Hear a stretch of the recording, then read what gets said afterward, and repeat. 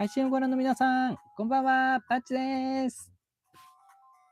さあ、今週も、毎週土曜日午後9時半からの玩具レビュー生配信の方、スタートしていきたいと思います。イェイ。いやー、1週間早いですね。ついこないだ生配信やったばっかりっていう感じの感覚ではいるんですけれども、もう1週間経ってるんですね。すごいな。ということでですね、今週もちょっとやっていきたいななんていうふうに思っているんですが、はい、今週ご紹介するのはこちら、ドドン。はい、ゲッターロボ GO ですね。アニメゲッターロボ GO からスーパー合体、スーパーゲッターロボ GO だイェイ。おーついにデビューすることになりました。結構ね、僕が昔からね、好きで、ものすごいね、推しロボ玩具ではあるんですけれども、推しロボ玩具、あるいはね、推しロボキャラであります、ゲッタロボ GO ですね。はい、こちらのデビューをすることとなりました。ね、これ、いつやろうなんていうふうに思ってたんですけどね。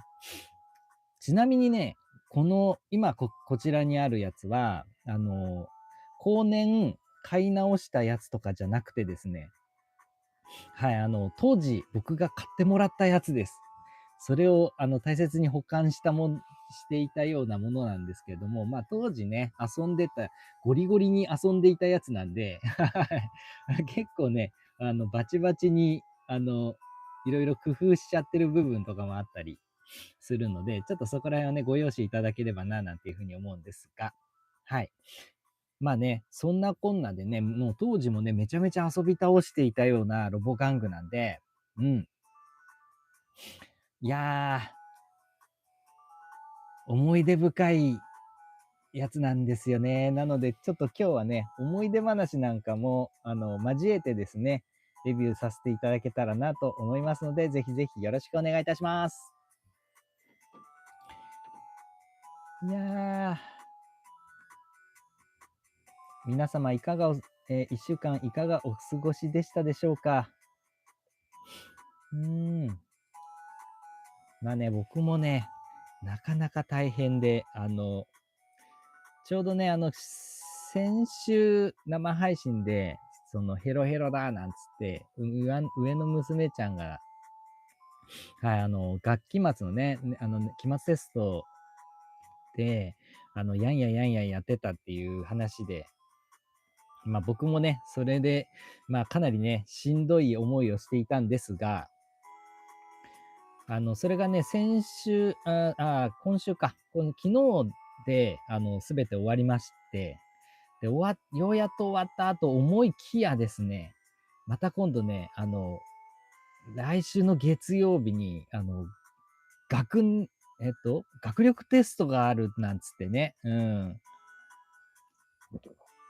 1日で5教科やるなんつって、だからね、だからそれに、まあね、でもまあそれもサボるわけにいかないから、もうね、その後続行で、テスト勉強って感じでね、もう、今日もね、もう夕方までずーっとお勉強に付き合ってですね、いやーもうこの年になって、こんなに勉強させられるとは思わなかったっていうね。いや、まあでもしょうがないんですよね。もうね。いやー、たまったもんじゃねえ。ということでですね、ちょっとね、もう週に1回、もう土曜の夜ぐらいはね、こう、玩具をいじってね、ちょっと癒されなければやってられんということでですね。いやー、このね、生配信でちょっと憩いの時間を過ごしたいなと思います。あ、コメントいただいてますね。チアさん、こんばんは。戦隊版ゲッターことタイムロボのマスキングをしながら見てます。あ、どうも、チアさん、よくお越しくださいました。ありがとうございます。おー、タイムロボのマスキング、もうすでに塗装に入られてるんですね。いやー、仕事が早いですね。僕はまだ箱すら開けてないというのに。いや、素晴らしいな。いや、でもぜひぜひ頑張ってください。少々お待ちください。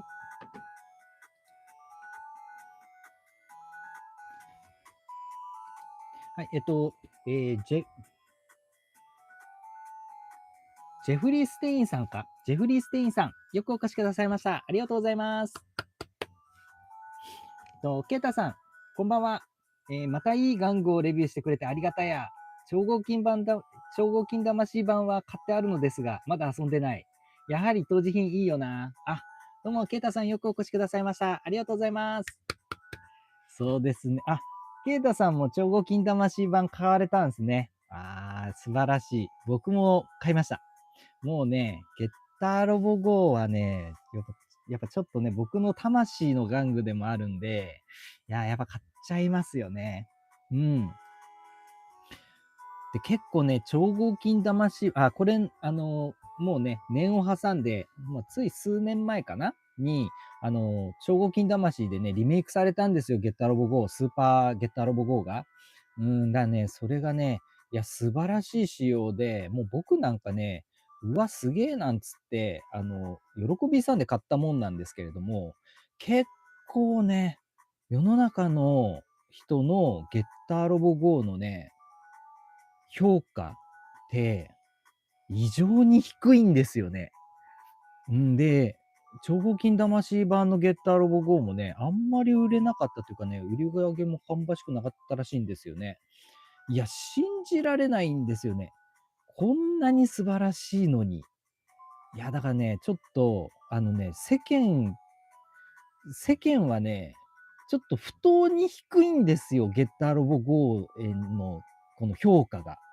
ね、僕はね、ちょっとそこら辺を今日は、もうこのゲッターロボ GO のね、魅力というかね、素晴らしさを切々と解きたいなという、そういうね、配信にしたいなと思っております。ゲッターロボ GO 不協会です。ということで、よろしくお願いいたします。ケイチくん、おつです。どうも、ケイチくん、よくお越しくださいました。ありがとうございます。すねまさん、こんばんは。どうも、すねまさん、よくお越しくださいました。ありがとうございます。チワさん、九州ミニプラオフ会が迫っていて、仕事をしている場合じゃないです。なるほど、そうか。ミニプラオフ会の九州のミニプラオフ会、もう間近なんですね。はあはあはあ、それは大変だ。やっぱね、我々界隈はね、もう本当、ともしょうさんのミニプラオフ会が、締め切りみたいなとこありますからね。締め切りを設定してもらえるってすごくありがたいんですよね。やっぱケツひっ叩いてもらえるっつうかね。なるほど。確かにそれは急がねばならぬ。うん。ケイチ君、最近ダイナミックチェンジシリーズ再販かかってますね。なんというかタイムリー。そっかそっか。素晴らしいですね。僕もね、そうそうそう、そう、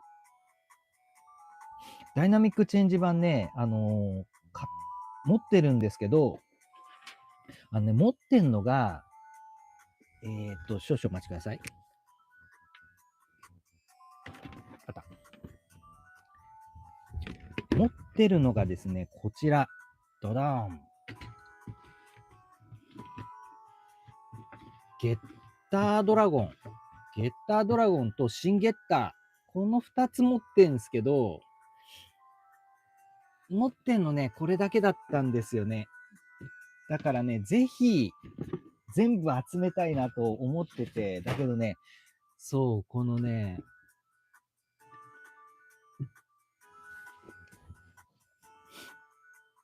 このダイナミックチェンジシリーズね、めちゃくちゃ中古市場高いんですよね。そう、だからね、中古で他のやつ落とせなくて、結構ね、きついなーなんて思ってたんですけど、そうそう、再販かかったんで、僕買いました、あれ。ゲッター1。ダイナミックチェンジの持ってなかったゲッター1ね、買いました。ポチってます。あと、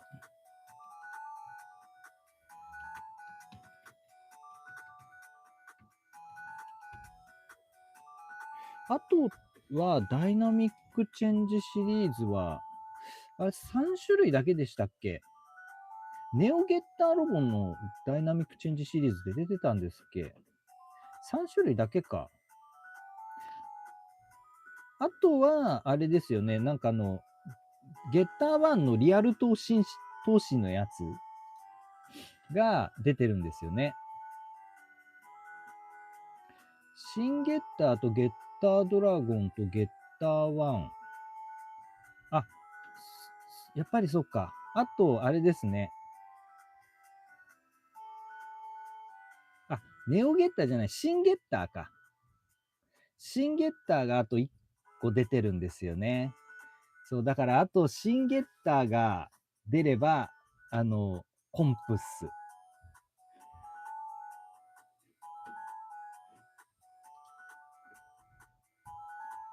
だからダイナミックチェンジシリーズね、シンゲッシンゲッターって新しい方のシンね。新しい方のシンゲッター欲しいんですよね。あれって再販かかってないですよね。再販かかってんのって、1だけ？確かそうですよね、再販。うんうんうん。そうなはず。ちょっともし違ってたら教えてください。そうそうそう。なんでね、ダイナミックチェンジシリーズもね、ちょっとレビューしたいなと思っておりますので、ぜひご期待ください。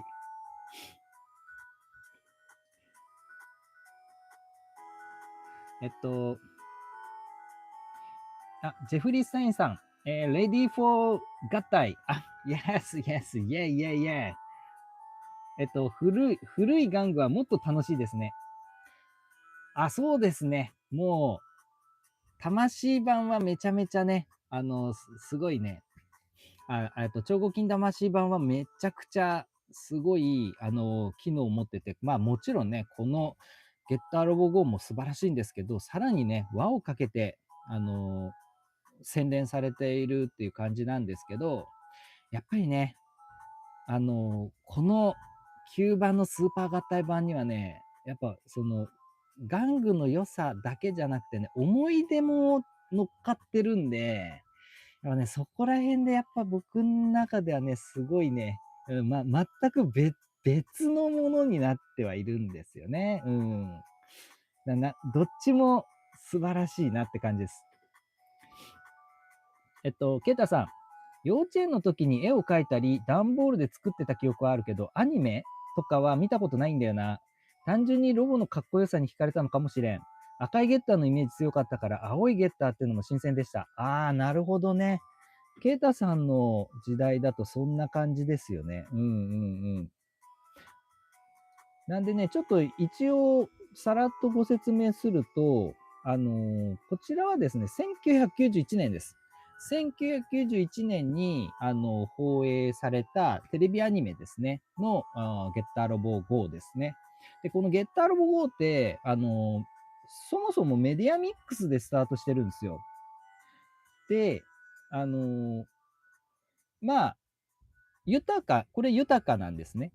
で、豊かの、提供で、豊かの、商売の宣伝用としてですね、アニメが作られて、メディアミックスで、ダイナミックプロが、手掛けたっていう感じなんですけど、ただね、最初その豊か提供でやるのって、マジンガー Z の、リメイク版っていうか、鉄人28号 FX 的なマジンガー Z 版のマジンガー FX みたいな感じのリメイクを想定してたんですよね、最初。うん。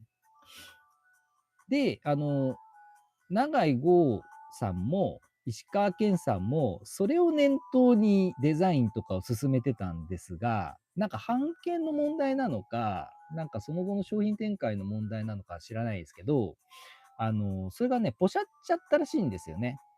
ただ、プロジェクトは止めるわけにはいかんっていうことで、なんとかならんかっていうことで、マジンガー Z からゲッターロボリメイクに話が変わったんですよ。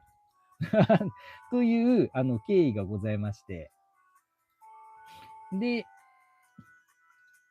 まあそんなこんなでですね、スタートしたゲッターロボ GO ですね。で、こちらはアニメ版とですね、さらにですね、漫画が、同時進行でやっておりました。ね、こちらは、チャンピオンだったっけな。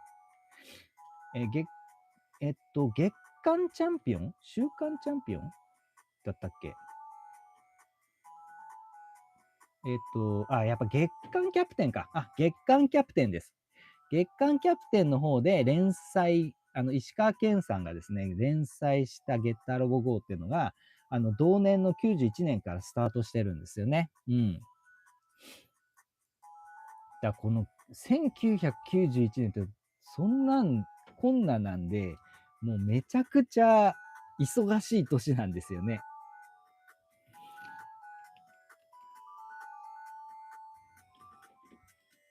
だから、他で言うと、戦隊で言ったらジェットマンですか。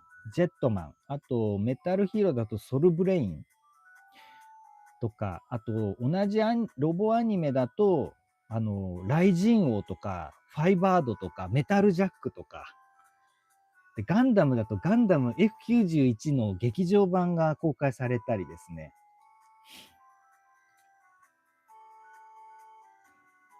うん。あとは、OVA の0083か、ガンダム0083が、やってましたね。うん。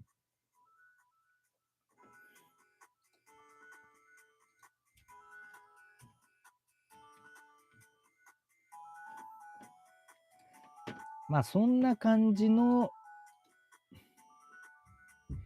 やつなんですけれども、まあ、だからね、1991年ってすごいラッシュの年で、もうね、ロボ玩具を追っかけるのがね、めちゃんこ大変な時期でしたね。うん。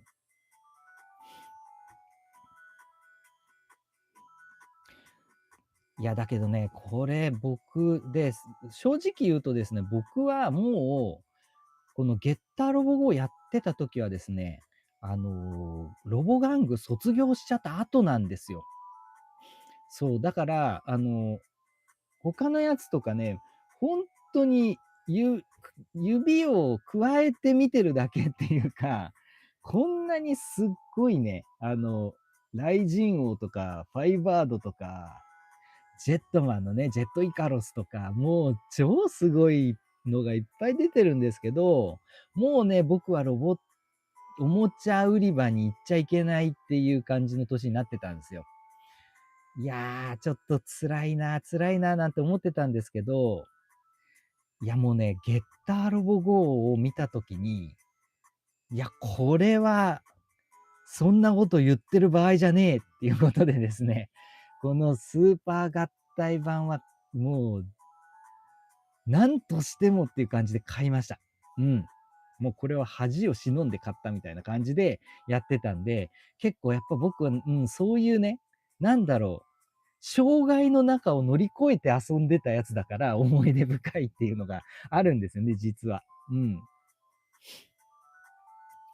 それで、そのメディアミックスなんで、こちらってアニメ版だけじゃなくて、同年91年に漫画版のゲッターロボ GO も、まあ、やってたという話だったんですけども、僕は正直言うとですね、アニメ版は正直ね、そこまで見れてないんですよ。やっぱりこう、中学校1年生とかだったっけな、91年って。だからね、結構忙しくて、多分部活とかもあったし、だからアニメとかほとんど実はね、見れてないんですよね。ちょろっと何回かかいつまんで、見れた時にビデオ撮ったやつを見たみたいな、そんぐらいで、実はね、アニメにはそこまで、がっつりどっぷり使ってるわけではないんですが、当時はね。だけど僕はね、漫画版にどっぷり使いました。はい。もうね、その時には、スーパーロボット対戦で、ゲッターロボを触れてて、で、1991年だと、まだね、第3次が出てないんですよ。だから、ファミコン版の第2次スーパーロボット対戦が出た後ぐらいなんですよね。1991年って。だからね、本当で、僕はスーパーロボット対戦からゲッターロボに入った口なんですよ。やっぱね、ゲッター、無印ゲッターロボとゲッターロボ G は、僕の年から比べてもやっぱりお兄さん世代のアニメなんですよね。だから僕、正直、全く知りませんでした、ゲッターロボって。うん。ただ、だからあんまり知らなくて、マジンガー Z は知ってたんですけど、鉄人28号とかマジンガー Z はもちろん知ってましたし、コンバトラーとか、そこら辺は知ってたんですけど、実はゲッターロボってそんな知らなくて、それスーパーロボ対戦、ゲームボーイの第1弾のスーパーロボ対戦でものすごいハマっちゃって、で、その時にゲッターロボの扱いがすごくて、だからね、ゲッターロボ、その時から大ファンになっちゃって、なんだこれはっつって調べて、で、その時から僕の中でゲッタードラゴンがもうど真ん中のロボになっちゃったんですよ。もうだからダンクーガかゲッタードラゴンかみたいな感じの、はい、そんぐらいのレベルで好きになっちゃって、ゲッタードラゴンが。で、そんな中で出てきたのが、このゲッターロボ GO なんですよ。だからね、何これっつって。で、アニメ版はもう完全に、あれなんですね。独立したお話なんですよ。もう完全にゲッターロボ GO っていう、時系列というか、うん。だから、旧作の無印ゲッターとかゲッターロボ G とは全く世界線が別のお話なんですね。うん。なんですけど、漫画版は地続きなんですよ。漫画版はゲッターロボ G の続編にあたる内容なんですね、実は。だから、アニメ版には出てこないんですけど、漫画版にはジン・ハヤトが出てくるんですよ。がっつり。司令官ポジで。いや、もうね、これにもうちょっと痺れちゃって僕。そんでね、まあ、アニメ版とは全然世界が違うんですよ。もう、ザ・石川県って感じの。すんごいね、濃厚な世界なんですよね。ゲッター、漫画版が。いや、だからね、もう、漫画版のゲッターロボ GO が好きすぎて。で、スパロボでハマってから、もうね、ゲッターロボの漫画をね、買い漁って、だからその当時ね、でっかい、分厚い本でね、一巻に、全話一巻にまとまってるやつとかが出てたんで、お茶の水のでっかい本屋に行ってですね、もう当時ないですから、そういうの。だからね、昔の漫画とか、そういうのね、見つけたかったら、秋葉原かお茶の水に行くしかなかったんですよ。だからね、お茶の水のでっかい本屋に行って、探しまくって、買いましたね。で、読み漁りました。ゲッターロボ関係。です。石川県作、ゲッターロボ、ゲッターロボ G も全部読んで、で、その地続きのストーリーでね、新しいゲッターロボ GO を読めて、もうね、たまんなかったですね、あの当時は。で、漫画なんで、中学校の僕でもね、許されたんですよ。で、アニメ版はね、先ほど言ったように、もともとはゲッターロボの、リメイクじゃなくて、マジンガー Z のリメイクなんですよね。で、まあ、そんなこともありつつ、またね、ゲッターの、まあ、最初のね、あの、話で、まあ、ゲッターロボってもともと戦闘用ロボットじゃなくて宇宙開発用ロボットなんですよね。で、それが恐竜帝国が出てきちゃったからしょうがないからやったら、たまたま動力に使ってたゲッター船が恐竜帝国のやつらからしたら超絶な毒で、だから天敵になり得たから、恐竜帝国と、まあ、対マンで戦えたっていう感じなんですよ。だから、ちょっと改造して戦闘用にしたっていうのがゲッターロボなんですね。だから、その、ゲッターロボが現行運用される1世代前のゲッターロボっていうのがプロトゲッターっていうのがあるんですよ。灰色のやつが。で、そういうのの、設定も継いで、また、マジンガーの実はリメイクなんですよっていうのもついているので、実はね、最初の方は分離できないんですよ。この2体が合体して分離機能のないロボだったんですね、実は。それがその後、このね、ゲッターショーのマシンもバックパックにくっついて、この後ろのね、ローターみたいなパーツも追加されて、分離機能を持ったゲッターロボっていうのがね、その後、回収されて出来上がったみたいな、そんな感じの扱いなんですね、このアニメ版のゲッターロボ GO っていうのは。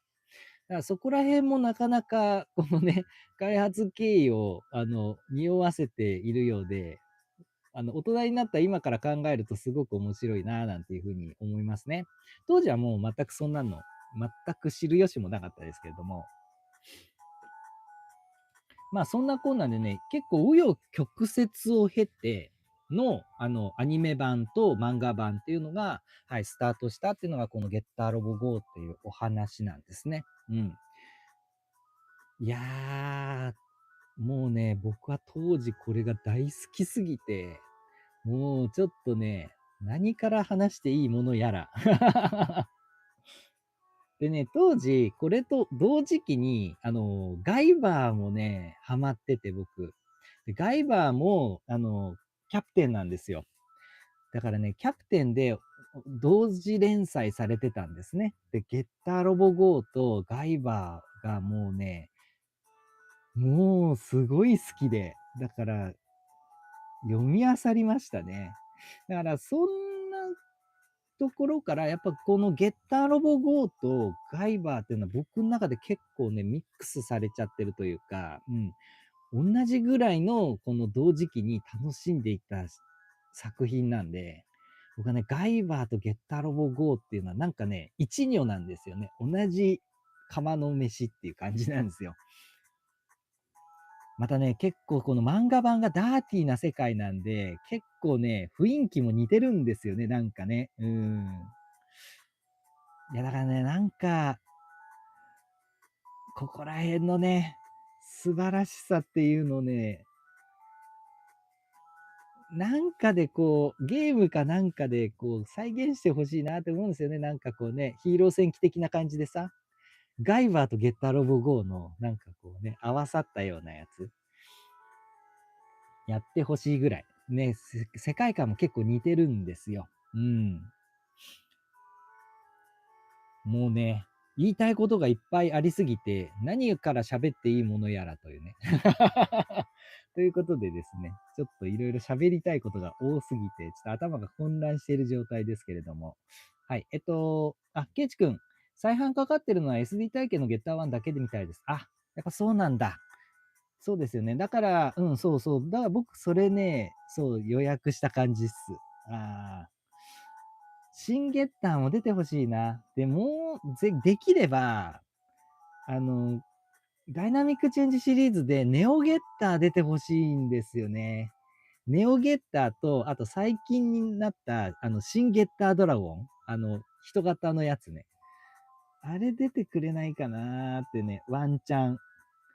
あと、ワンチャン、ゲッターノワール G 出てくれたら、もうちょっと最高なんですね。もうゲッターシリーズは正直言うとね、そう、このダイナミックチェンジシリーズがね、僕の中で最高峰な感じなんですよね。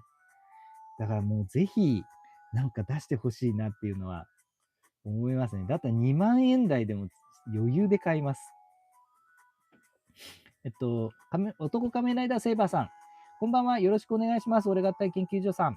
戦隊ロボユニバース新作ブラックガオキング登場しますね。すごいです。スーパーゲッターロボ楽しみです。ジェットマンソルブレイン世代です。あ、どうも男仮面ライダーセイバーさん。よくお越しくださいました。ありがとうございます。ああ、そうなんですね。ジェットマンソルブレイン世代なんですね。いやいやいやいや、もう、めちゃんこ熱い世代ですね、これは。ちょっとね、もう僕はね、そう、世代ちょっと外れちゃってるんで、いやもう、羨ましくてしょうがなかったですね。あ、そうね、戦隊ロボユニバースね、ブラックガオキング、ガオキングのブラックバージョンが出るんですよね。おう。戦隊ロボユニバース生きとったんか悪いっていう感じですけど、いやー、ブラックバージョン出るんですね。いや、素晴らしいです。なんかね、もったいないですね。あの戦隊ロボユニバースシリーズもね。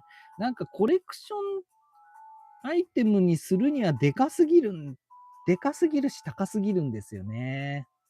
だからもっと、なんだろうな、手頃に遊べて、やれるね、シリーズだったらいいのになっていうのはありますよね。だなんか変にブロックにしてなんか絡められますみたいなのはいらないから、ね、単純にこのなんちゃって変形でいいから、分離合体を再現しつつ、もうこんなもんのサイズで収めたものをバトルフィーバー J から、いや、ゴレンジャーか、バリドリーンとかでいいから、ゴレンジャーから50ジャーまでの全ラインナップ、1号ロボだけでいいから、全ラインナップ出してくれたら、ねえ、スーパー戦隊終わった後だって絶対に売れたと思いますよね。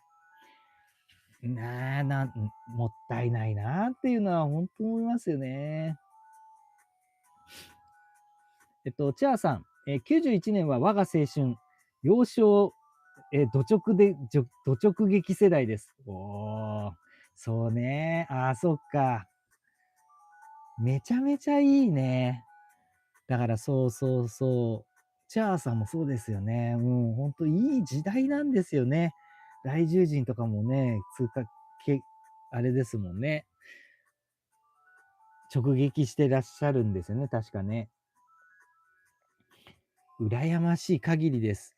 まあまあまあまあ、そうですね。ただまあ、まあそうは言ってもな、我々は我々で結構ね、サンバルカンとか、昭和のね、スーパーセンターの一番美味しいとこ吸わせてもらって、やっぱターボレンジャー経由できたってのもでかいし、ダンクーが経由できたってのもでかいから、まあなんとも言えないですね。全世代いいな。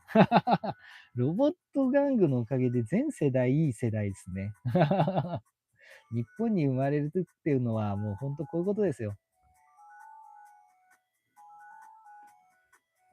ケイタさん、そんな裏話があったとは、にしても賑やかな年だったんですね。そりゃロボ、ヒーロー好きにもなるわな。ああ、そうですよね。だって、そう、もうこのヒーローとかロボとかがもう飽和していた世代ですよね。そう、だから僕思うんですよ。だって、僕らの時と今の子供たちって変わんないじゃないですか。だって普通に生まれてきて、赤ちゃんとして生まれてきて、何にも知らないところから何かをね、吸収して育っていくっていう条件は同じじゃないですか。別に違う生命体が生まれてるわけじゃなくて。ということは我々みたいにと同じ人生を歩める、同じ経験を積める条件はあるわけじゃないですか。にもかかわらず、なんか時代っていうもので、全然変わっちゃうじゃないですか。趣味、思考、考え方から何から。何が原因なんだろうねっていうふうな、よく思ってたよくよく考えてたんですけど、まあ子供とね、向き合って子供にロボ活したりですね、ロボ布教活動なんかも頑張ってやってみたりして、いろいろ悩んで得た結論としてですね、やっぱり世の中に出てるコンテンツの量ですね。うん。量と、あと、あれですね、触れる機会の回数ですね。この回数と量っていうのが、あの、重要だったんだなっていうのにたどり着きました。そう考えると、まあ、その1991年とかっていうのはもう飽和してるじゃないですか。量としてはもう有り余るぐらいのコンテンツ量があるじゃないですか。で、どっか行こうと思えば、洋華堂でもイオンにしても、まあ当時イオン何ジャスコかうん。まあとにかく、どっかのね、デパートのね、おもちゃ売り場に行ったり、街のね、おもちゃ屋さんとかに行ったりしても、とにかく目の前に物が大量に並んでて、よりどりみどりで見れるわけじゃないですか、箱パッケージを。で、これだけ量があれば、その子供たちの中でロボが好きになる子供たちの割合っていうのがあるわけですよね。だ4割ぐらいロボットが好きになってくれるっていう素養がある子がいるとするならば、これだけ飽和状態になったら多分マックスの確率でロボ好きになってくれるんですよ。というと、ね、クラスが男の子15人ぐらいいたとして、その4割ぐらいがロボ好きだったりすれば、ロボが好きなお友達たちで固まれるんですよ。すると、ロボの話ができるコミュニティっていうのができるんですね。で、この彼らで話し合をして盛り上がって、で、ロボ玩具っていうもののプライオリティがもっと増して、そのただの玩具じゃなくて、コミュニティツールというかね、うん、コミュニケーションツールになり得たんですよ。で、そうすると自分だけの世界じゃない、友達と共有できた世界っていうところで、やっぱりこの思い出もどんどん乗っかるし、プライオリティがどんどんどんどん上がってくし、やっぱ宝物になり得たわけなんですよね。うん。で、今って、それが全部分断されちゃってるじゃないですか。で、じゃあ、多種多様になったのかっていうと、全然多種多様じゃないんですよ。ものすごく画一的になっちゃってる。コンテンツ量が足りないんですね。コンテンツ量がほぼないし、で、みんなが見てるテレビだとか雑誌だとか本屋さんとかおもちゃ屋さんとか全滅じゃないですか。じゃあ、子供たちが見てる媒体って何でしょうって言ったら YouTube か TikTok なんですよ。YouTube、TikTok、LINE です。で、これしかないんですよね、ツールが。でも本屋さんにも行かないし、そういうの、ほぼ見ないし。で、漫画もほとんど見ないんですよ。だから漫画もほとんど触れてないんですよね、今の子供って。で、じゃあ、大人ぶっちゃってるというかね、大人びちゃってて、なんか、変に大人びちゃってるんですよ。で、なんか、小学校の段階からなんか J-POP みたいなのとかね、K-POP みたいなものに触れて、なんか、とかね、格闘技とかに触れちゃったりなんかして、なんかそっち側にね、傾聴しちゃったりするんですけど、じゃあ、あの、いろんな多種多様なね、ものがあるんですかって言ったら、実は全然なくて、いや、別にね、なんかそういう風に行くんだったら、いろんなね、過去もいたいろんなアーティストたちの音楽も聴くんだったらいいんですけど、ないんですよ。今流行ってる曲だけみたいなね。アドとか、ミセスグリーンアップルとか、だけなんですよ。あの、全然多種多様じゃないんですね。だから、結構僕から見ると不幸だなって見えちゃうんですよね。で、遊ぶツールとかも結局スイッチ2とかスイッチしかないんですよね。ゲームしかないみたいな。テレビゲームだけ。で、僕らの時には無限にあったじゃないですか。SD ガンダムもあったね、ガチャガチャもあったし、ビックリマンもあったし、メンコもやったしね、ね、街中でボール遊びできたし、でね、ロボ玩具も山ほどあって、で、ね、街に出りゃプラモ屋あるわね、おもちゃ屋あるわ、洋華堂行きゃ、洋華堂でもワンサカいっぱいあるし、食玩コーナーにもね、めちゃめちゃすごい食玩いっぱい並んでるし、そういう飽和したね、コンテンツの飽和した時代から考えると、ものすごく、なんかコンテンツ的に貧相な時代だなっていうのは本当に思いますよね。だからこそ、子供たちに対するコンテンツっていうのをもっとやってほしいなって、僕みたいな親目線ではね、思っちゃうんですけど、やっぱそういうコンテンツもね、遊びでやってるわけじゃない。お金のね、売り上げが立たなきゃいけないからってなると、やっぱり今すぐお金の目処が立たないんですよ。子供は今育てないといけないです。もう一回文化を育てなきゃいけないレベルまで衰退しちゃったんですよね。もう今って。だから、もう一回子供たちに教育をし直さなきゃいけない時代になっちゃってるんですよ。にもかかわらずですね、そういう子供たちへの布教っていうのを考えちゃうと、時間がないというかね、足りないというか、もう今やね、株主のこと考えると短期で売り上げとか結果出さないと、いけない時代ですので、ってなると、市場を育てるっていう余裕がないんですね。ってなると、今日明日売り上げが立つ見込みってなると、やっぱ大きなお友達たちなんですよ。大きなお友達に受けるものっていうのも考えなければならなくなっちゃったんですね。でも、そういうのって子供には絶対刺さんないんですよ。っていうのをなんか最近すごく感じました。だから、ゴーバスターズとかって結構外れちゃったじゃないですか。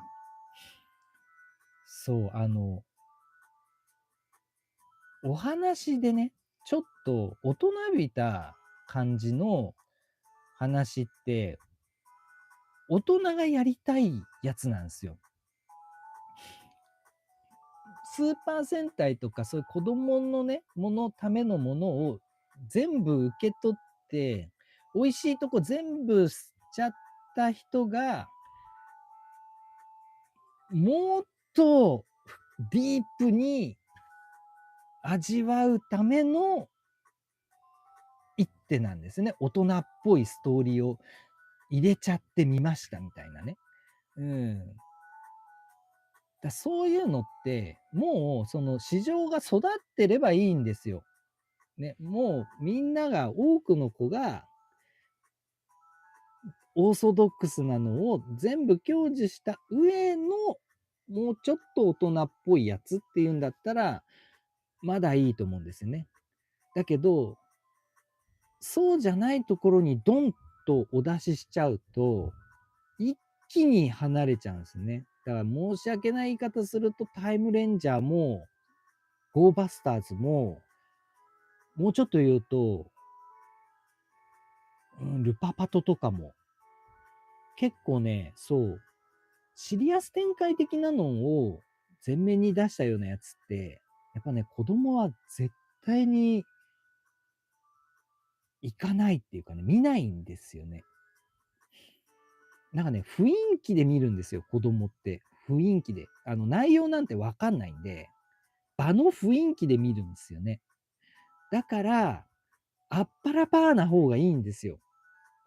だからね、ゼンカイジャーとかが良かったんですよね。全開じゃ。で、そもそもゴレンジャーも、あれ内容的にはあっぱらパーなんですよね。あの、なんか世界観的な感じとか、演出的な感じで結構、犯罪チックな、ちょっと、仮面ライダーチックな感じの、バイオレンスなところは出しつつ、作風はあっぱらパーなんですよ。だからこそ、めちゃめちゃ子供に人気出たと思うんですね。そもそもスーパー戦隊の走りってそうじゃないですか。だね、そう考えると、いや子供にね、やっぱそういう、うん、ロボ玩具を継承するにはね、やっぱり、明るくて分かりやすくてかっこよくて、で、そういうコンテンツをいっぱい飽和させて提供しないとダメなんだよなっていうのを、本当最近思いました。ずーっと考えて出た僕の結論、そんな感じですね。全然関係ない話してごめんなさい。あの、いや、ちょっとね、ほんとずっと最近そういうこと考えた時があったんで、なんかどっかで言おうと思って頭の中にあったものが今、バーっと出ちゃいました。あの、ギャバンインフィニティでそれちょっと考えちゃったんですよ。いや、もうめちゃくちゃ良かったし、演出もすごい金かかってるような感じだったし、うん。まあ、やりたいこともわかるし、あ、こうしたいんだろうなっていうのもわかるし、ですけど、まあ、で、僕は別に、話云々は、なんだろう、次元、ね、いろんな次元をまたいでみたいな設定はいらないなって思ってましたけど、それ以外は別に、あの、いいと思いました。素晴らしいんじゃないんですかっていう感じには思いました。けど、うーん、多分、子供には刺さらないよっていうね、のは、ちょっと思いましたね。大人が好きなやつだな、あれって思っちゃいましたね。だから大きなお友達に対しての訴求がどこまでできるかっていうのが、ジャパンインフィニティが、生き残るかどうかっていうところになんだろうなっていうのは正直思いましたね。いや、そうじゃねえなっていう感じ。何が、そのね、プロジェクトのね、真ん中にあるのかっていうのは分かりませんけどね、僕みたいな素人にはね。だけど、もしね、特撮を、子供人気を復活させて、ね、もう再度火をつけたいっていうのがど真ん中にあるシリーズだっていうんだったら、なんかちょっと間違えちゃってんじゃないかなっていうのは正直思ったなっていう。ちょっとね、これ以上踏み込むと、また嫌なこと言われたりね、あとは全然関係なくなっちゃうんで、ちょっとやめときます。そういうことを思っちゃったんだよねっていうお話でした。はい、男仮面ライダーセイバーさん、自分が生まれた年は特撮ヒーローアニメはまだまだこれからだの、輝いていた時代ですね。なるほど、そういうことなんですね。はあ、はあはあ、ゲッターロボの実写版の企画がどうなったのか気になりますね。ゲッターロボの実写版、そんなのあったんですか？僕、それ知りませんでした。ゲッターロボの実写ってどうやるんですかね？オール CG？ オール CG でやるって感じですか？なかなか難しそうですよね。昔ガンダム00の舞台、二次元舞台みたい、2.5次元舞台みたいなのをやるっつって、やった時に、ほとんど、なんかこう、はしごで動く、コックピット内で、役者が座って叫びながら、こはしご台で動くコックピット同士で戦うみたいなそんな感じの2.5次元舞台があったのは聞いたことあるんですけど、それっぽくなりそうですね。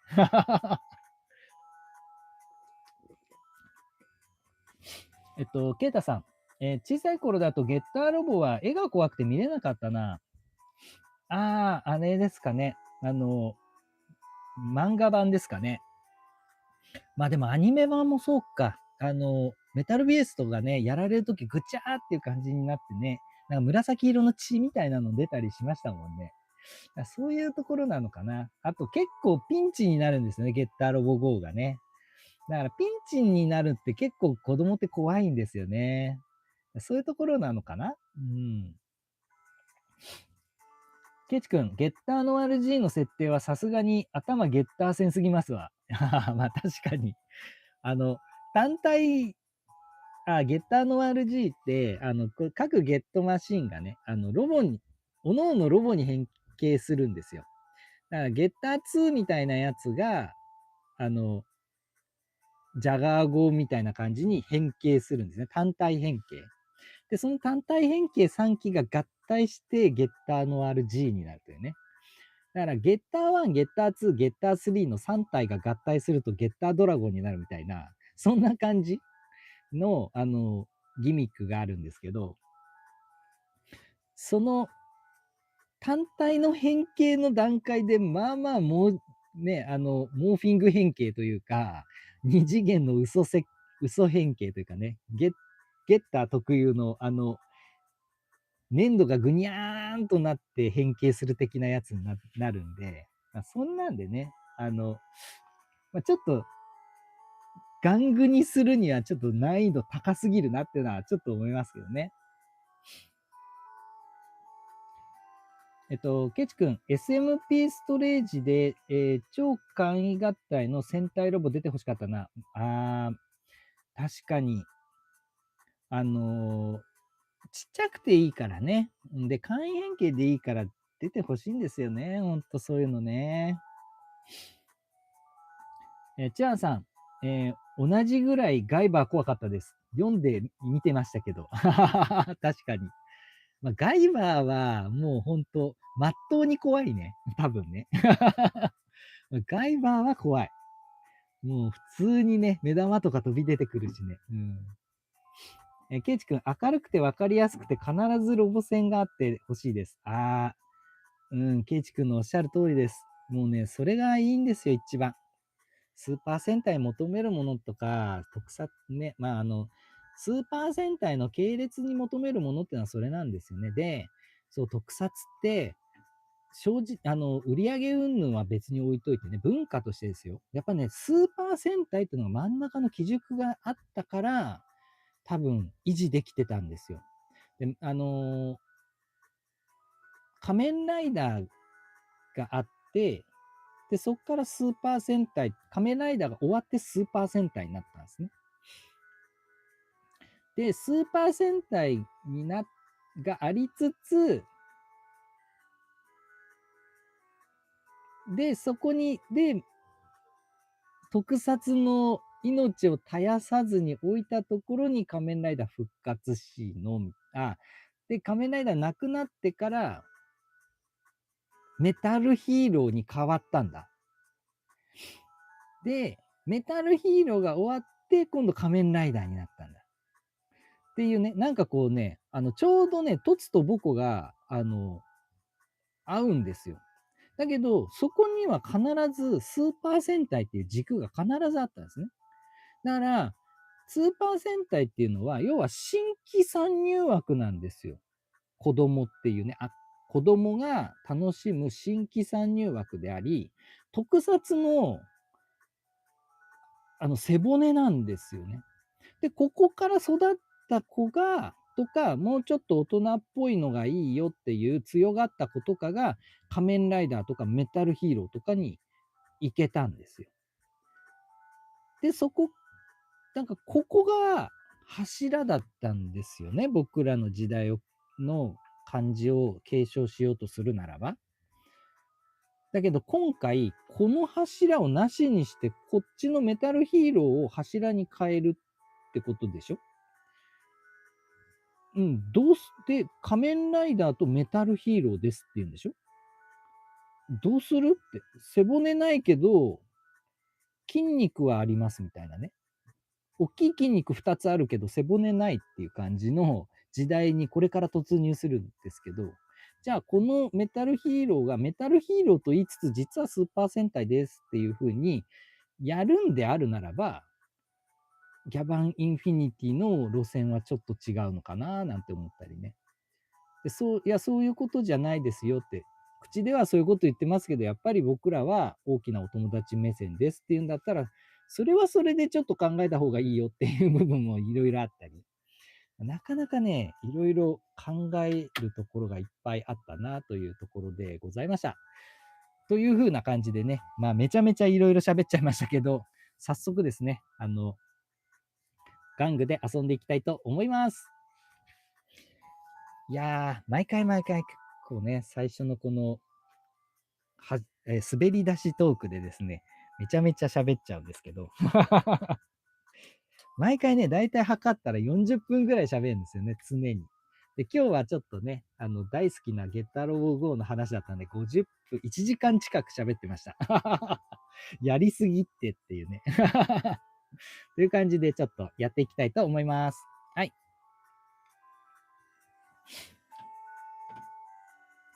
えーっと、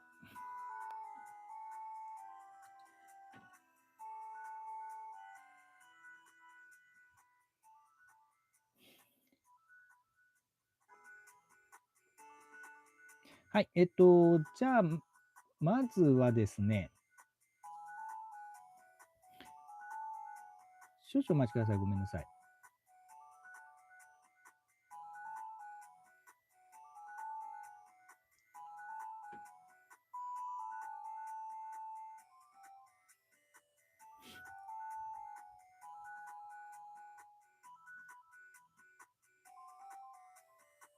はい。では、やっていきたいと思います。まずは、こちらのマシン状態から。ね、こちらがマシン状態で、一文字 GO っていうね、主人公が乗ります、マシンであります。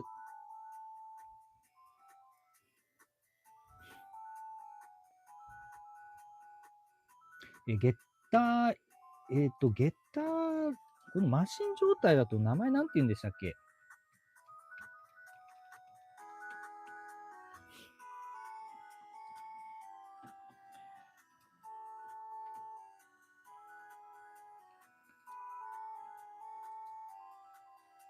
はい、こちらが、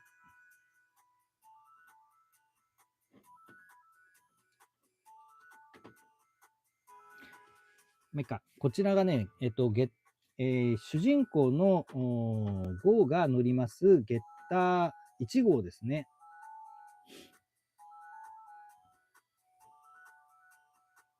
で、こちらの赤いやつのドリルになってるドリルジェットみたいなのが、女の子のね、立花翔が乗ります、ゲッターマシン2号かな。で、こちらのグリーンの深緑のマシンに乗りますのが、大道ガイが乗ります、ゲットマシン3号ですね。で、この3体が合体することで3パターンのロボットに合体することができます。で、これが3パターンチェンジャーがゲッター合体っていうことで、まあ、日本のね、ロボットアニメにおける合体パターンの中で最も複雑なものの代名詞の名前というかねっていう感じだったんですよね。で、実はロボットアニメって合体ロボの始祖、ヒーローロボットが合体する合体ロボの始祖って実はゲッターロボなんですよ。だから、日本のロボットって、合体ロボの一番最初が一番難易度高いやつからスタートしてるっていうね、なんかね、そういうお化けみたいな、状態なんですけれども、はい、そうなようですね。で、僕が、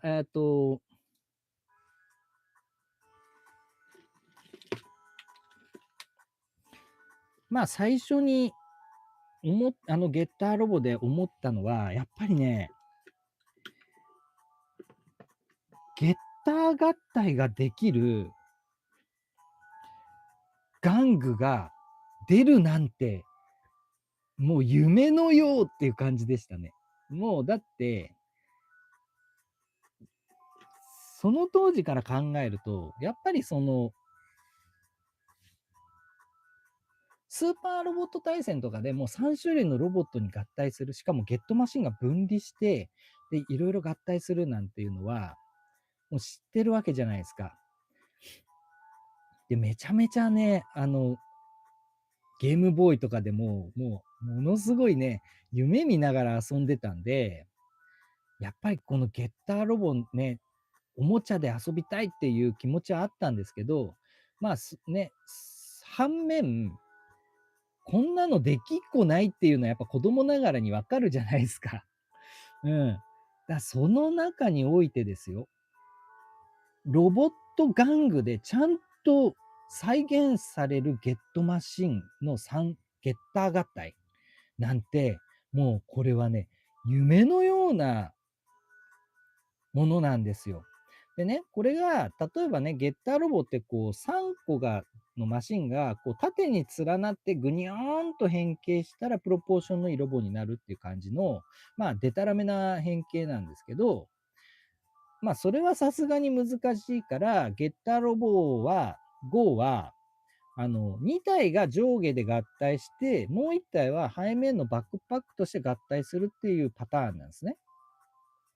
で、世間ではなんかね、これが、ゲッター合体としては認められないみたいな、亜種だみたいな、なんか適当な合体だみたいな、扱いをされてるんですけど、僕からするとね、何を贅沢なことを言っとるのかというかね、もうこんな話はもう些細な話で、まずこの3機が3種類のロボにゲッター合体するという、その一点のみにおいても、このゲッターロボ GO っていうのは、とんでもなく素晴らしいロボなんだということをちょっと力説したいと思いますね。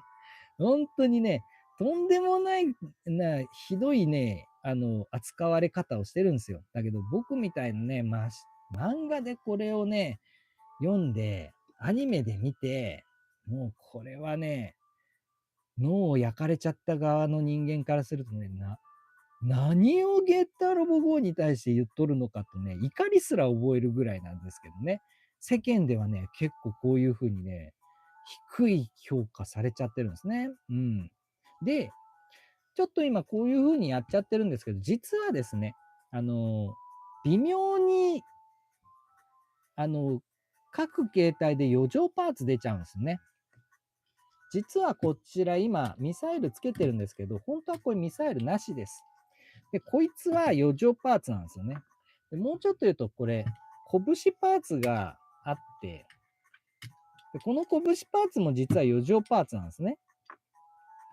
本来はゲットマシンってこういう形なんです。うん。で、ごめんなさい。本当はね、ここにウィングがね、くっつくんですけど、このウィングも余剰パーツなんですね。で僕、昔から余剰パーツが嫌いで、これ外してたら、どっか行っちゃったんで、もうなくなっちゃったんですけど、うん。なので、ちょっとね、そこら辺の欠品はちょっとご容赦いただけたらなと思いますが、そんな感じで、こう、プレーンな形にするとこうなんですけど、でもね、余剰パーツが出ちゃうっていうのがちょっとね、嫌だなっていうことなんで、ちょっとね、アレンジで、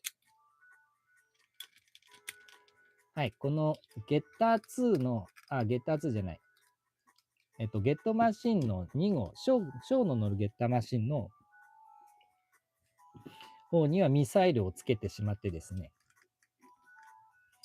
ブースターロケット的な感じでやりつつ、外の方に、拳をね、申し訳ないけど、つけさせていただいて、っていうのはね、ここね、カバーで隠れるんですね、外は。ノズルが。ちょっとこれが見えにくくなるから、これでいいじゃないかという形で、やらせていただいております。で、もうちょっと言うとね、ちょっとアレンジしちゃうんですけど、外は、僕、昔からね、こうやってました。この方が、もちろん、確かにね、こうやると、下半身そのまんまじゃんっていう話ではあるんですけど、僕はね、それよりも、この方がフォルムがかっこいいんで、僕はこうしちゃってましたね。昔から。それと同じ理由で、はい。このゲットマシン1号の方も、これがちょっとあまりにも四角すぎないっていうね、のがあって、漫画だとすごいかっこいいんですけど、二次元の嘘でね、漫画だとこの肩のね、パーツがものすごい短いですね。密着して、こんなかっこいい感じのフォルムに変わるんですよね。あれ嘘なんで、二次元の。だからこれをね、真面目にやろうとするとこうなっちゃうんですけど、これだとまあ、あまりにもあまりにもって感じなんで、僕は昔からですね、アレンジをしちゃってですね、よこの変形の可動を利用してですね、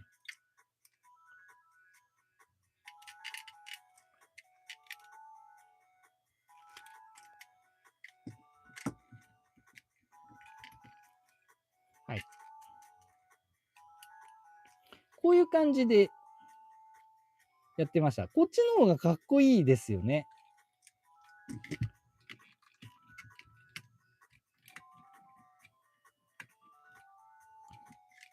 はい。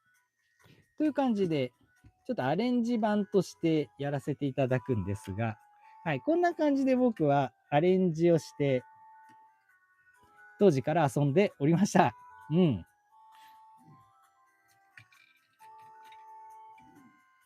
まあ、こうするとですね、これ接続してるのがこの首のとこだけなんで、ここがね、このヒンジの、渋みだけで、下のローターのパーツを保持してるんで、こうやってすごくね、不安定になるんですけど、こうやってね。まあ、だけど、この方がかっこいいから、当時はこうしてましたね。で、あんまり気になるときは、青い輪ゴムでここでこう、当時から固定してました。っていう感じでね、ちょっとアレンジしながら当時から遊んでいたというね、昔からやってることが変わんないっていうね。輪ゴムは使うわ。なんやかんやでね。という感じで、ちょっとこうやって遊んでおりました。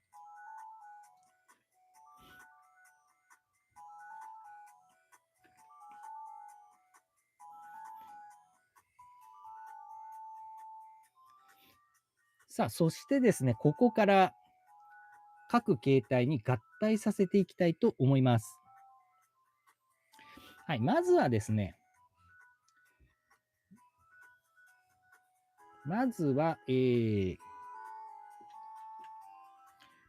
どうしようかな。まあ、主人公のゲッターロボ GO の方から合体していきますかね。うん。では、合体させていきます。いくぞチェンジゲッター GO! スイッチオンということで、合体させていきたいと思います。はい、まずは、ゲッターショーですね。これは、何もありません。このままです。特段、変形することはございません。でゲッター外ですね。ゲットマシン3号ですね。はい、こちらは、ここのパーツがスイッチになってまして、ここを押すとですね、はい、ロックが外れて、このまんま頭部がぐるっと変形します。回転することができます。はい、そうしましたら、こちら、はい、すねのパーツをくるっと回転させまして、でパンチは外しておきます。で、こちらがウイングが出ておりますので、各ウイングをしまっていく格好になります。そうしましたら、こちらボタンを押しながら前に出すと、つま先が固定されます。これで下半身の完成です。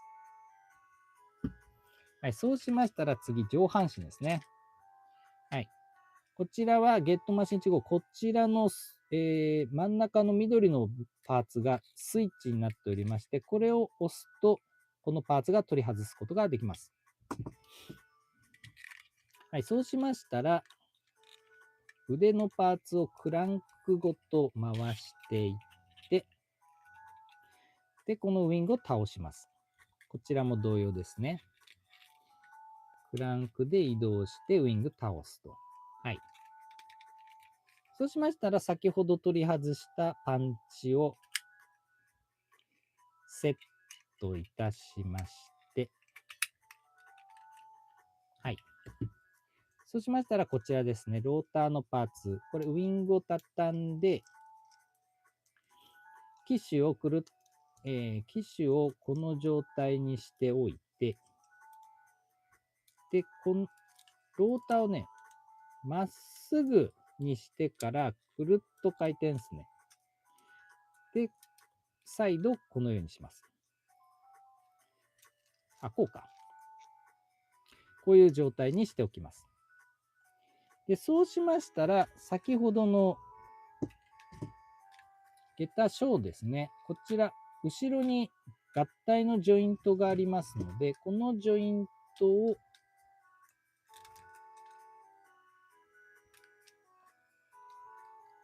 こうか、失礼。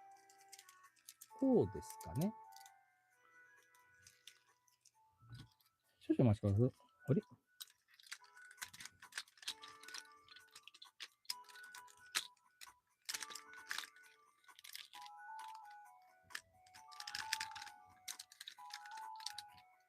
こうか。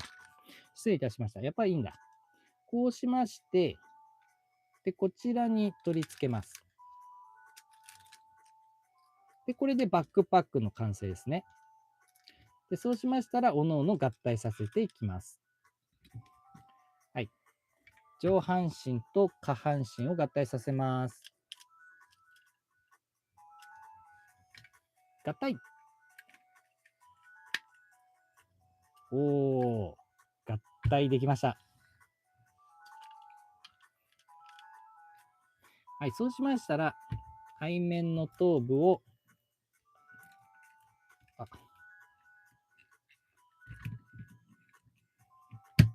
背面の頭部をくるっと上げておきまして、そうしましたら、背面に先ほどのバックパックのパーツを取り付けます。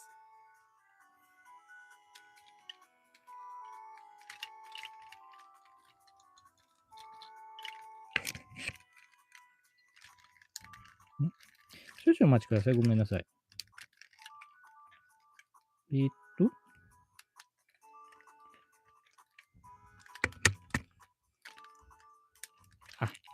そうか、失礼。先にこれ合体する前につけなきゃいけないんだ。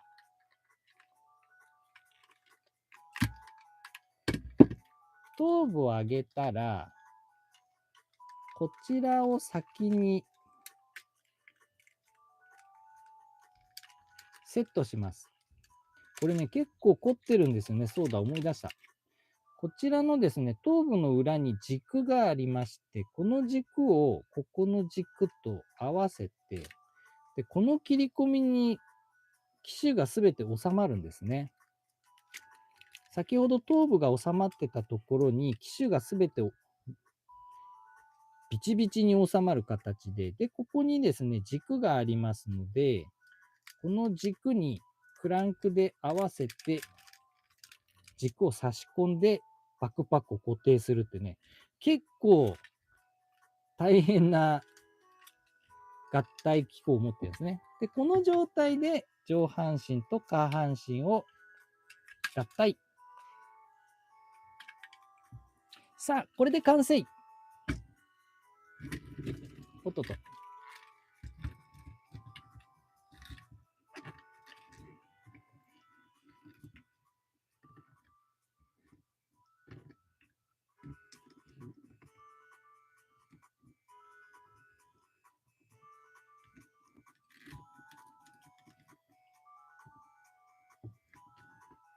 なかなか大変。これを置きますか。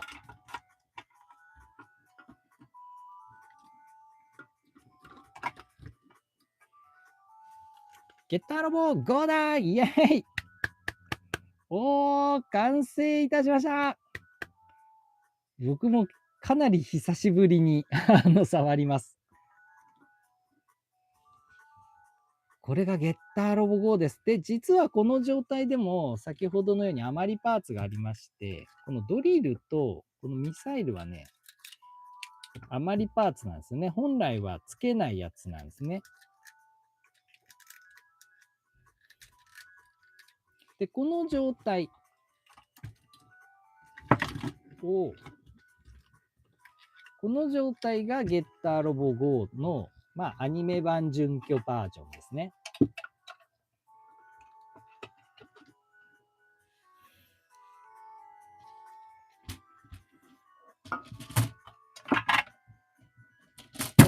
失礼。こういう状態です。はい。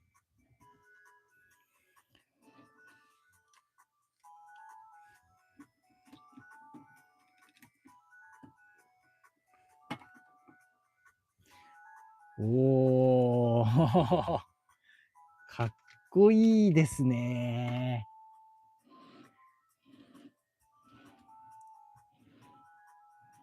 ちょっとね、なかなか、そうだ、思い出しました。この中の、先ほど中にある、この外の、飛行機の時にね、内に入るウィングが、ここのかかとにくっつけて、かかとパーツとして機能するんだった。そうだそうだ。思い出した。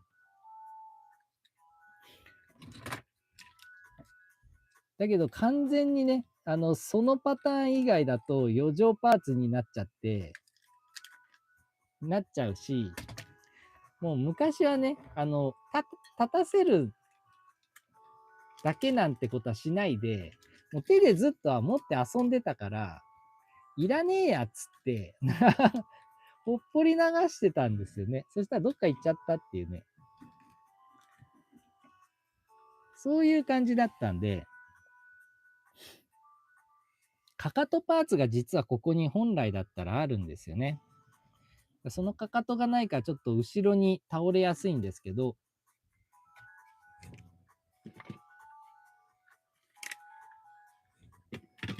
なんでちょっとスタンドを使わせていただきます。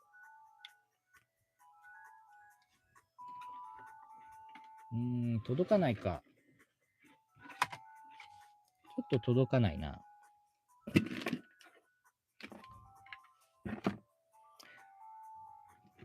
よっ。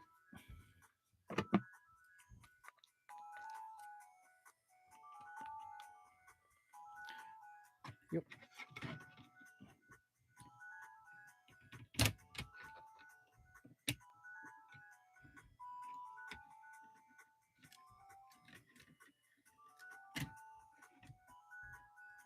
ちょっとこんな感じ。わお。ちょっと難しいんで、これでいいか。OK。はい、こんな感じで。やっぱ当時の玩具として考えたら、すごくプロポーションいいと思います。で、また、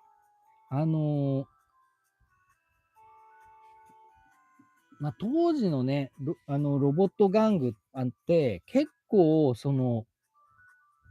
稼働が、盛り込まれてきて、結構ポージングできるロボット玩具が増えてきた印象だったんですよね。で、僕らなんかは、そのロボット玩具っていうのはほぼ動かない。手のスイングだけ、前方方向のスイングだけが当たり前みたいな世界の中において、やっぱこうやってさ、足がまずハの字に開ける。それと脇が上がる。と肘が曲がる。ね、腕が動かせて、で膝もね、これぐらいですけど曲がるんですよ。で、もうちょっと言うと、これね、本来は、股関節の前方方向へのスイングがないんですけど、これね、太ももをこちら側に、外側にね、開くと、なんとこっち側に回転ができるんですよね。で、そうすると、膝は曲がんないんですけど、こういう感じで前にスイングすることは可能っていうね。ちょっとこう特殊ではあるものの、スイングすらできるという、結構、当時の僕の感覚から言うと破格の稼働性能も誇っていたっていう印象のロボでした。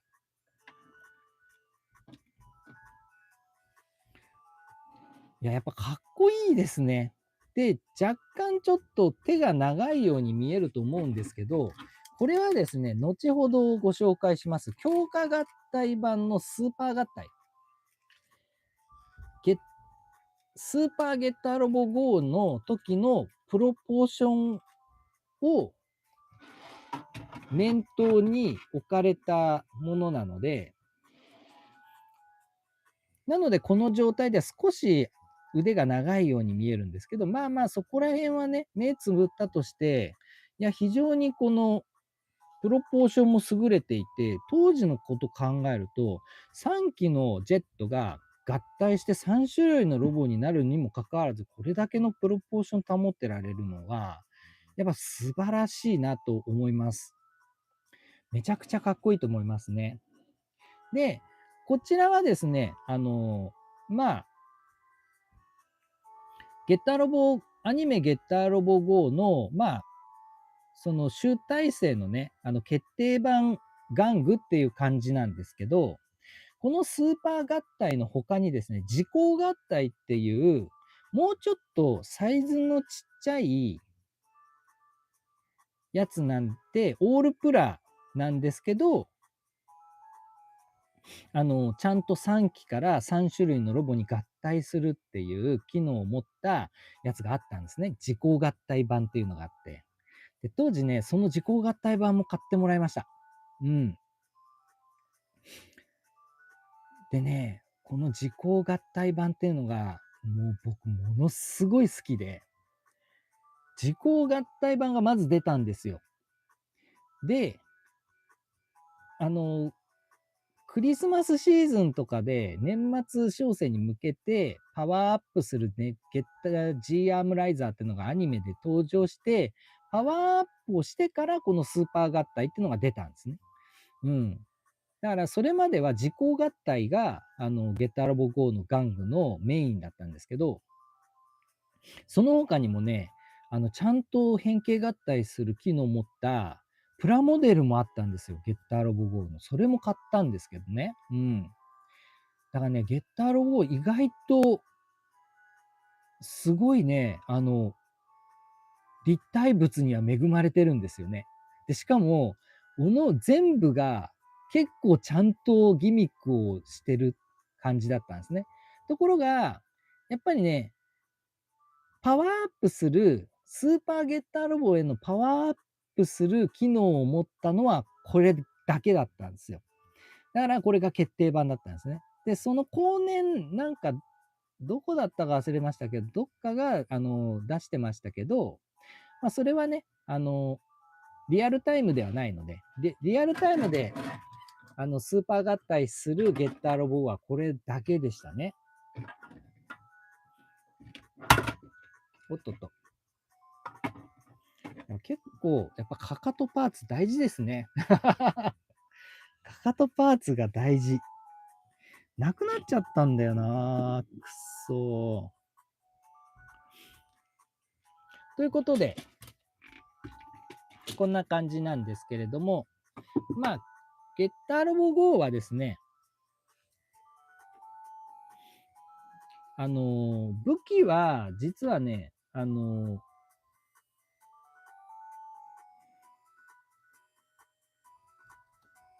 武器がありましてですね、それが、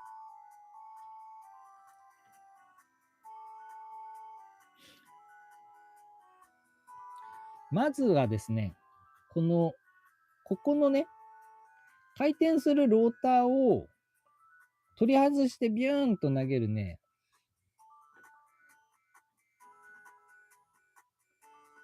のがあるんですよね。何だったっけな。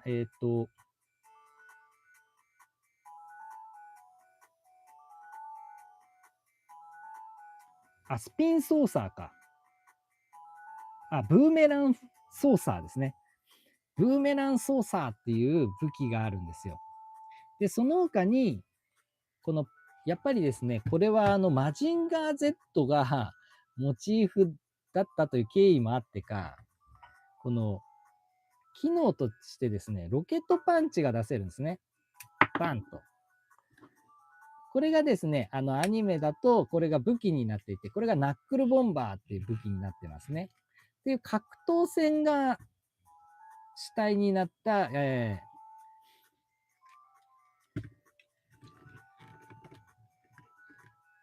形態ですね、こちらが。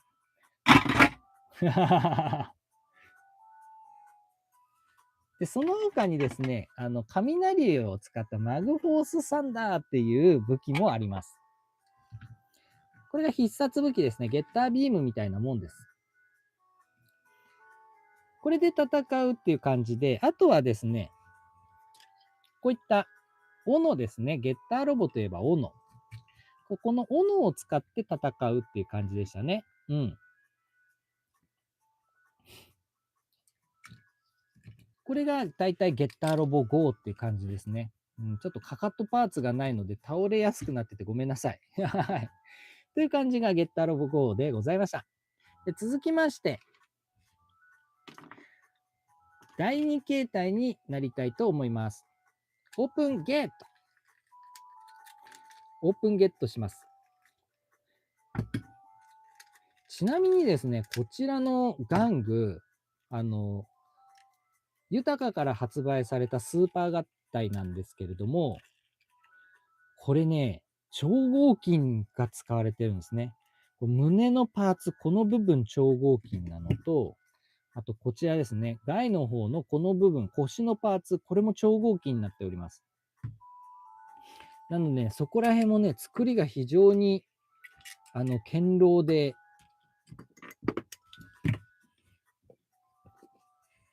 しっかりとした玩具になってるって感じですね。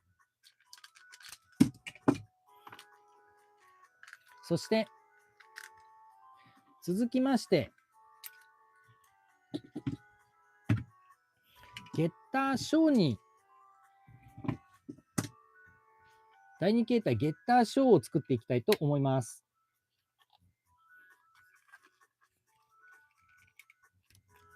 よっ。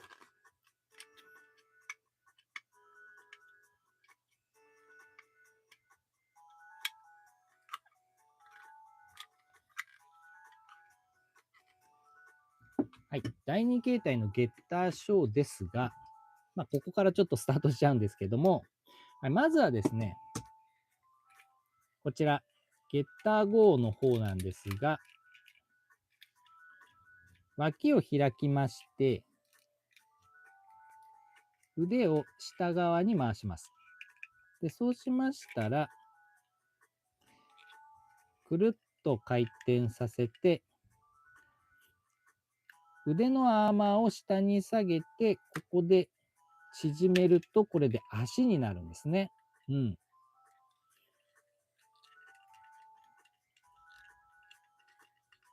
よ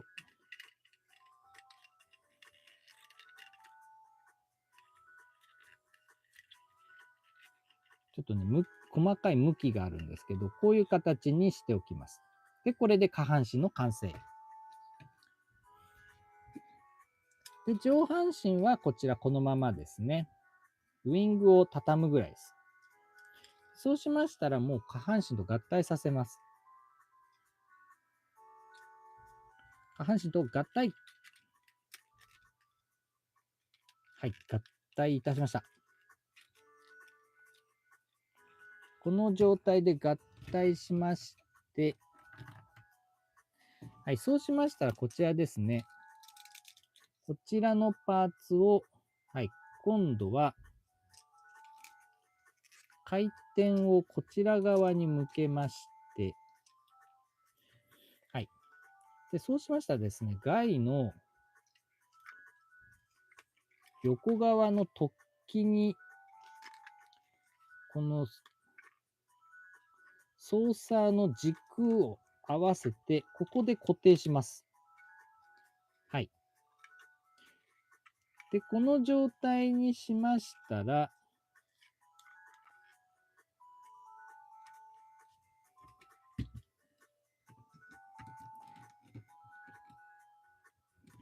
こちらを取り外しまして、背中に合体します。合体。おっとっと。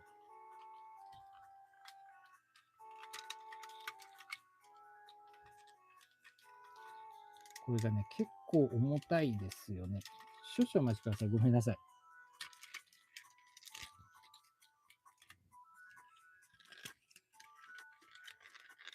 結構ね、やっぱりこう、手をね、伸ばしながらやってると結構大変なんですよね。なかなかうまくいかず。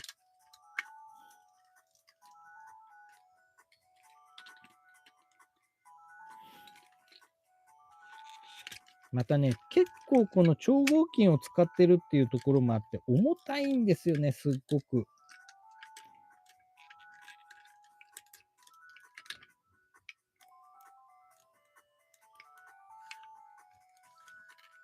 よっ、これでいけるかな。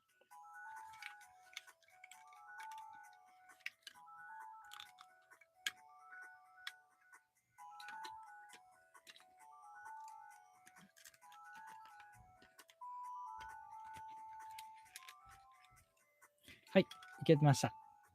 では、合体させます。合体。あ、うまくいきました。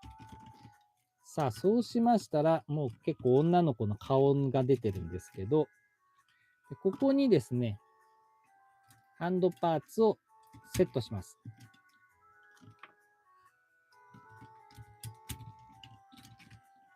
そうしましたら、このパンチの方に先ほど取り外したですね、ドリルをかぶせまして、かぶせましたら、よっ。さあ、これで完成。あ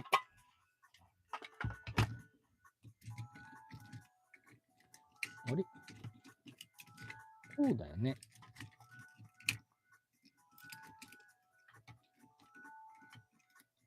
これで完成。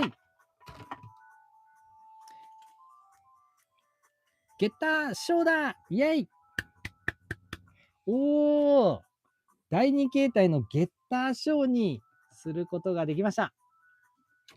こちらはスピードタイプの戦闘を得意としたゲッターショーですね。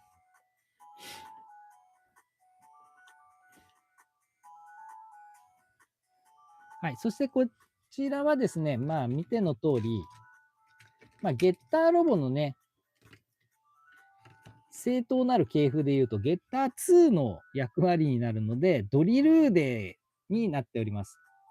でこのドリルーデでですね、突っ込んでいくトルネードアタックっていうのが必殺技ですね。でまあ、これはね、一応、動くは動くんですけど、こう肩がね、かなり干渉しちゃうんで、まあ、一旦バックパック取り外してから上に手を上げて、もう一回取り付けると。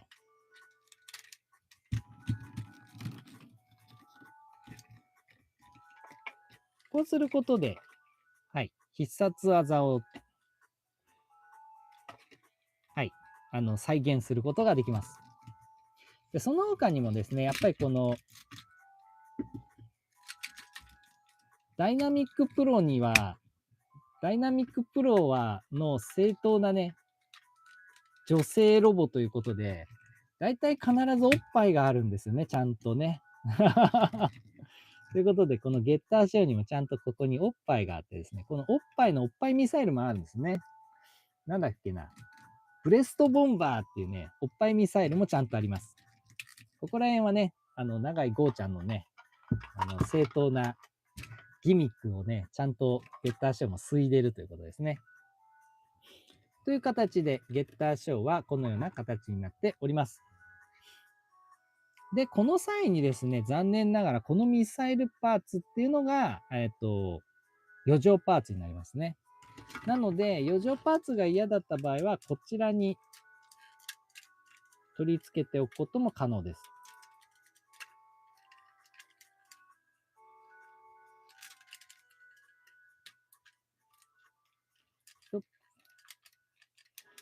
で、ここに取り付けておけば、一応、これね、ちょっとね、背面が重すぎてですね、立ってらんないんですけど、こいつをつけることによって、まあ、疑似的に立てるのかな。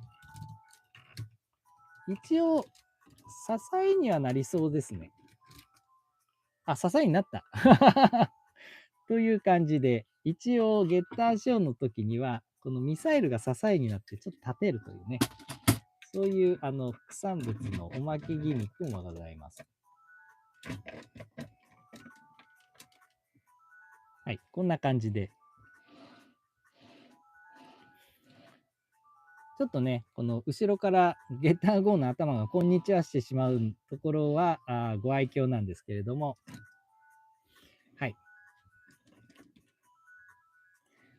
こんな感じのね、ゲッター号の時から比べると、やっぱこう女性型ロボになりますので、スリムになってるんですよね、全体的にね。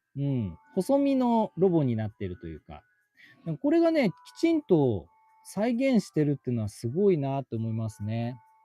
で、またこちらはですね、もう、膝の可動とかもちゃんとあるんですよね、こうやって。だから、飛行ポーズとかでね、飛行する際にちょっとこう、膝を曲げて、角度つけてね、ちょっと表情ついたような足を、浮遊感のあるね、足のポージングをすることも可能です。はい、こちらが第2形態のゲッターショーでございました。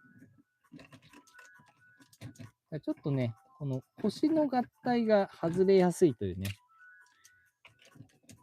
弊害はありますものの、全体的に非常にね、この、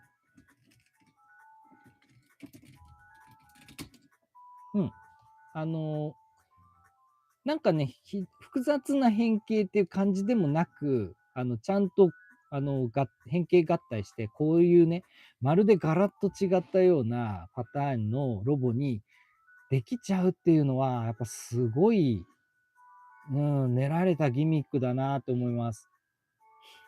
今だったらね、なんかものすごいパタパタ変形で複雑にね、ガチャガチャにして、なんかいろんなね、パターンにするっていうのは考えられますけど、子供が触っても分かる程度の手順で、これだけガラッと3種類に変形させるって、やっぱりこれすごい練られてるなって思いますね。ちゃんとね、体型が変わって、ちゃんとスリムになってますもんね。女性型ロボって感じになってます。で、これはすごいなと思いますね。はい、これがゲッター2ポジションのゲッターショーでした。では今度はゲッター3ポジのゲッター外の方に変形していきたいと思います。オープンゲット。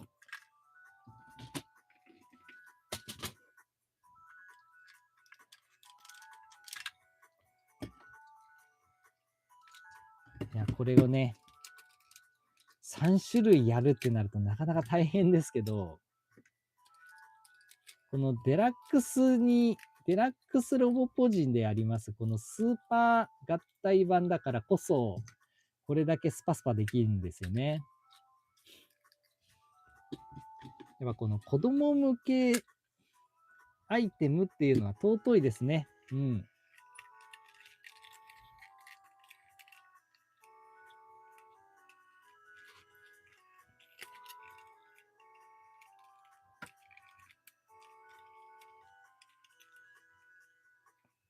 結構これね、変形一個一個の手順がね、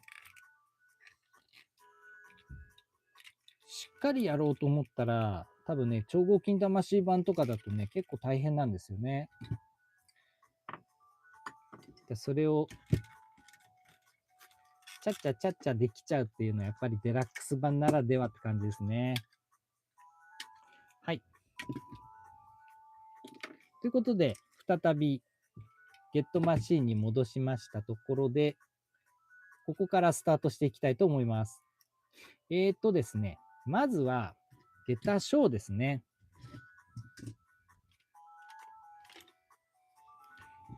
ゲッターショーと合体させます。この場合はね、ローターをこう下げて、で、ここに合体させるんですよね、確かね。あ、こっちか。あ、こっちだ。こうですね。あ、こっちか。あ、こうだ。やっぱこうで合ってた。こうで、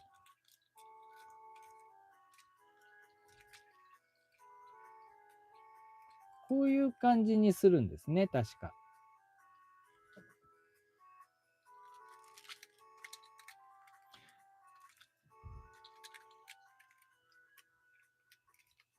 はい。そうしましたら、ゲッターショーのね、ここがどんでん返しになっていて、ここが合体ジョイントになってるわけですね。で、ここにゲッター5のパーツを上から合体させます。合体。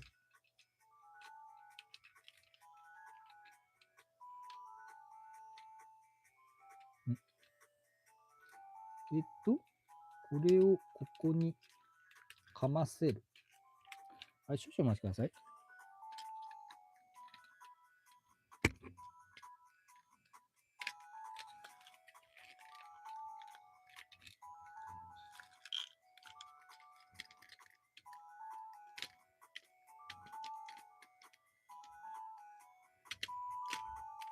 あ、こうか。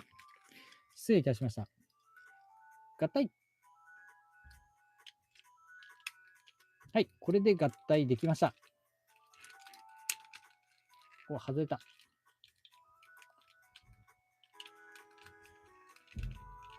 結構ね、形状が複雑なんで、はい、合体できました。結構これ外れやすいのね。はい、合体できました。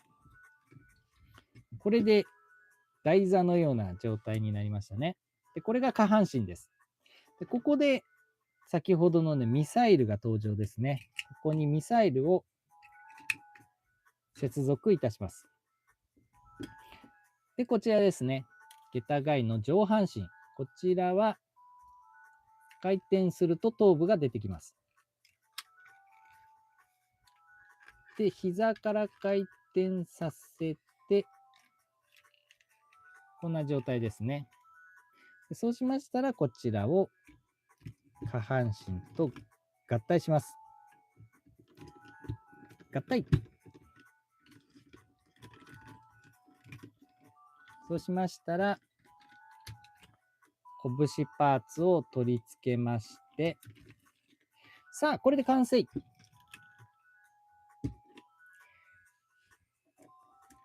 ゲッターガイダーイェイ。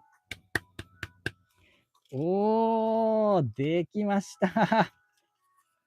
これ、ゲッター3ポジの、回線専用ですね。海で戦う際の携帯です。ゲッターガイですね。で、これは、当時はね、結構、おまけなロボっていう感覚ではいたんですけど、なんかこう、今となってはね、この携帯がすごく愛おしい。うん、意外とね、すごくね、まとまってるんですよ。こういう感じですね。ちょっとね、背中からやっぱり顔がこんにちはしちゃうんですけども、うん。ちゃんとね、この、後ろがね、スピン操作が、あれの状態になって、これ立てるんですっけ？あ、立てるんだ。ごめんなさい。これ立てるんだな。こうだ。こうでした。失礼しました。これで顔隠すんだ。こういう状態だ。おー、かっこいいね。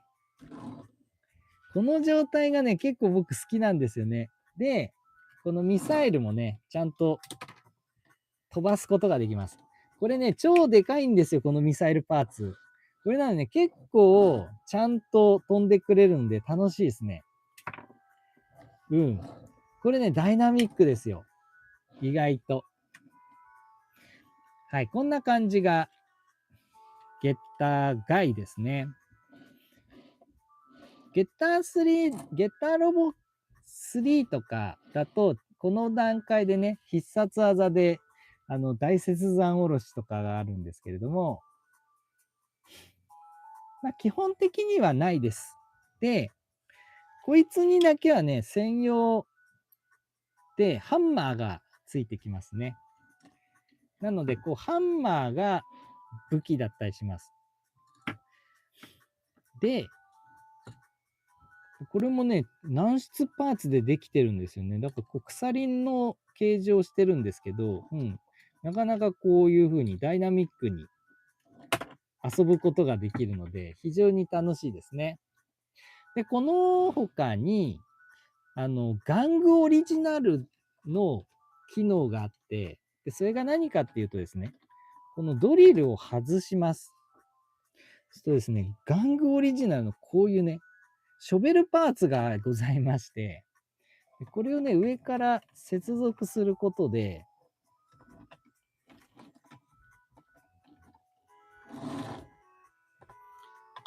ショベルが合体できるんですよ。あれそっか。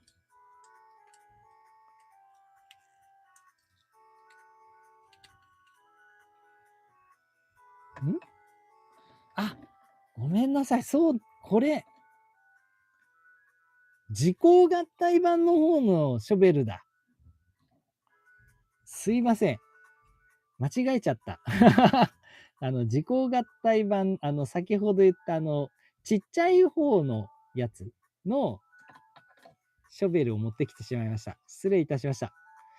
一応ね、ここにね、取り付けられるね、玩具オリジナルのね、ショベルパーツもございます。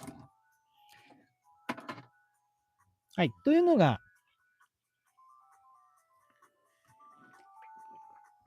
ゲッターガイでしたね。これも非常に面白い。これね、ゲーコマなのは、下半身が、ゲッター5の時とくっついてる方向が違うんですよね。ゲッター5の時にはこっちのジョイントでくっついてたんですよ。で、ゲッターガイの時はこの下の方のジョイントでくっつくんですね。だからこの両方、上下のどちら側でも合体できるっていうのも、なかなかこう芸が細かいなと。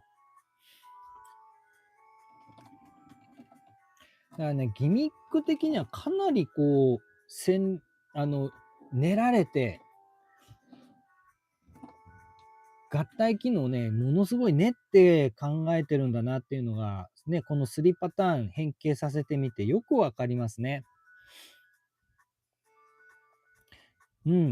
やっぱりね、こう、結構ね、ゲッターロボ GO の変形パターンとかでね、揶揄する人も結構いるんですよ。だけどね、僕からすると、なんちゅうこと言うんだと。これ、ちゃんと、こう、玩具で、このゲッター合体をちゃんと考えて作ってくれてるっていうね、ところで、考えると、めちゃくちゃ練って、頭ひねって考えて、ひねり出された、完璧な合体機構と言ってもいいと僕は思っちゃってるぐらいなんですよね。これで何を文句言うことがあるのかというね、常日頃からそういうね、怒りを感じてるわけです。いや、こんなに素晴らしいロボ玩具はないですってって。ね、ちゃんとゲッター3してるじゃないですか。ね、これ素晴らしいです。ということでですね、3パターンの、ゲッター合体を再現してみました。いやー、非常に面白い玩具ですね。今ね、遊んでるだけでも結構、確かこうだったっていうのね、うん、思い出しながら今やってますけれども、申し訳ございません。毎度毎度予習をしないっていうね、行き当たりばったりでやってるもんですから。うん、でも、それでもね、幼少期の記憶でちゃんとできちゃうぐらい、変形難易度は低いわけですね。なのにこれだけちゃんとゲッターが変形合体できるっていうのは、とんでもなく素晴らしいですよね。はい、コメントいただいてますね。山中幸雄さん、主さん、皆さん、こんばんは。お疲れ様です。今日はブックオフでウルトラマンのブラザーズマントを買いました。そして、明日は新しいスマホに変わります。山中幸雄さん、よくお越しくださいました。ありがとうございます。スマホを新調されるということで。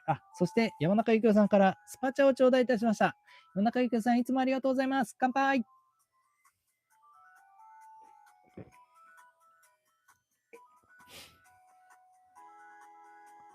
スネマさん、アレンジ変形いい。当時からバッチさんは俺変形合体の天才だったんですね。ありがとうございます。恐れ入ります。なるほど。あれね、ジェットの方ね。ジェットの変形アレンジってことですね。ありがとうございます。チアさん、デラックス級は、細かいですね。確かにそうですね。なかなかこう、いろいろ凝ったギミックが、いろいろね、積んであるんでね。ただね、やっぱ当時の僕には、このかかとパーツの重要性をあまりちゃんと認識していなかったようでですね。はい。今日、非常に何十年越しで、かかとパーツの重要性を今、切々と感じております。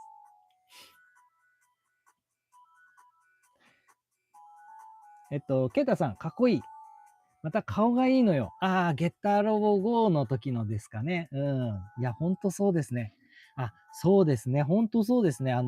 ゲッターロボの GO の、良さって、そう、ゲッターシリーズも僕めちゃくちゃ好きなんですけど、やっぱゲッターはゲッターのラインの顔なんですよ。なんですけど、ゲッターロボ GO はね、そのゲッターの系譜の顔とはまたちょっと違うね、ものすごいヒロイックな顔してるんですよね。だから、このね、色物枠のゲッターガイの顔ですらこれちゃんとかっこいいんですよ。でね、ゲッターショーも女の子的な感じでね、牛みたいな角生えてますけど、ちゃんとね、女の子の顔のロボットとしてかっこいい顔してるんですよね。で、メインのゲッター GO はね、本当に、うん、角もね、3本角生えてて、めちゃくちゃかっこいい顔してて、やっぱね、ゲッターの系譜の顔ではないんですよね。どっちか言ったら、やっぱ確かにマジンガー Z の顔とも言えるし、でもマジンガー Z もあんなガンダムみたいな角はないんで、やっぱ新しい系譜のかっこいいね、めちゃくちゃかっこいい、正統派にかっこいいスーパーロボットの顔してますよね。うん。でまたね、それをね、ちゃんと再現度高くやってるんですよね、顔をね、かっこよく。それも素晴らしい点ですね、確かに。山中幸雄さん、かっこいいですね。いや、もうほんとそう思います。もうね、3形態どれもね、非常にいいですね。うん。やっぱね、ちゃんとまとまってるし、ロボットとしてのね、金銭をちゃんと捉えてるって感じがして、もうめちゃめちゃ僕は好きです。チャーさん、よく見ると、アクエリオンはゲッターロボ GO の構成を参考にしている感じはしますね。いや、そうですね。確かに、ほぼ、この後ね、ゲッターロボ GO の登場以降、やっぱね、世の中にちゃんと立体物でゲッター合体をするロボっていうのはいくつか出てきたんですね。でもやっぱり、それらっていうのはやっぱこのゲッターロボ GO のラインで合体してるっていう感じですよね。あの、トランスフォーマー GO もそんな感じでしたよね。トランスフォーマー GO は、一部ね、胴体パーツとして間挟みますけど、だから、ね、本家ゲッターロボにかなり近い感じではあるものの、やっぱりでかいバックパックに、背負いますからね。うん。やっぱ胴体側の2列目のロボの大半のパーツは背中側に来るわけですから、うん。で、アクエリオンもね、おっしゃる通り、やっぱりこう上半身、下半身とバックパックっていう構成ですもんね。やっぱりそこら辺も含めると、うん、後世に残した影響っていうのは、このゲッターロボ GO の功績っていうのは、いや、素晴らしいものがありますね。えっと、ジェフリー・ステインさん、イケメンのロボットですね。ああ、本当におっしゃる通りですね。僕当時やっぱりね、ゲッターロボ GO のイラストとかも一生懸命ね、学校のノートに書いたりしてたんですけど、やっぱかっこいいんですよね。うん。だからかっこいいからね、描きたくなっちゃうんだよね、ロボ。いや、そこら辺が、やっぱこのデザインの秀逸性っていうのもゲッターロボ GO にはあると思いますね。だからこのゲッターロボ GO の系譜で、後年ね、リメイクされたのがネオゲッターロボっていうのがあるんですけど、やっぱそれもね、やっぱかっこいいんですよ。やっぱゲッターの正統の系風の顔じゃないイケメンっぷりがあるんですよね。そこら辺も考えると、やっぱりね、このゲッターロボ GO が出なかったら、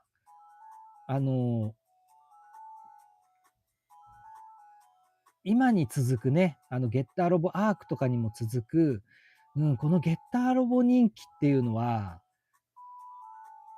多分続いてなかったと思いますね。で、このゲッターロボ GO があったから、ここまでゲッターっていうのが続いたよう、人気がね、続いたように思います。やっぱそれだけね、このゲッターロボ GO っていうのは、社会に対してね、非常にすごい影響力を持っていたと僕は思っていますね。男仮面ライダーセイバーさん、ゲッターロボ GO 超かっこいいです。メタルヒーローシリーズ後にロボコン後に仮面ライダーシリーズの復活です。ゲッターロボ GO のね、超かっこいいっていうことですよね。ありがとうございます。メタルヒーローシリーズ後にロボコン後に仮面ライダーシリーズの復活です。時系列的にそうですね。メタルヒーローがあって、で、その後に、仮面ライダーとかロボコンとかっていうのが、来たってことですね。こういう風にね、スライドする形で。チェアさん、ブーメラン操作、ナックルボンバー、ゲッターロボ号。あれですね。水木の兄貴のね。いや、あれやっぱね、いろいろあるんですけど、僕はやっぱりね、2期のオープニングですね。やっぱり。ちょっと1期のオープニングがね、ちょっと攻めすぎっていう感じありますよね。ちょっと1期のね、オープニングの曲は、ちょっと攻めすぎたんですよ。これちょっとなかなか言いづらい、説明しづらいんですけれども、ちょっとね、あの、ロボット、スーパーロボットアニメっぽいオープニングテーマじゃなかったんですよね。で、その不評買ってか、不評って言っちゃいけないんですけど、なのか、わかんないんですけど、2期からはね、もうまっとうにね、スーパーロボットな曲になったんですよ、オープニングが。ね、水木の兄貴のね、素晴らしい曲に変わったんですよね。だから2期がやっぱ僕、2期が好きですね。チェンジゲッター、ナックルボンバー、ゲッターロボ、ゴーって言うんですよ。ぜひ、YouTube で検索して聞いてみてください。ゲッターロボゴー、スペース OP で多分出てきます。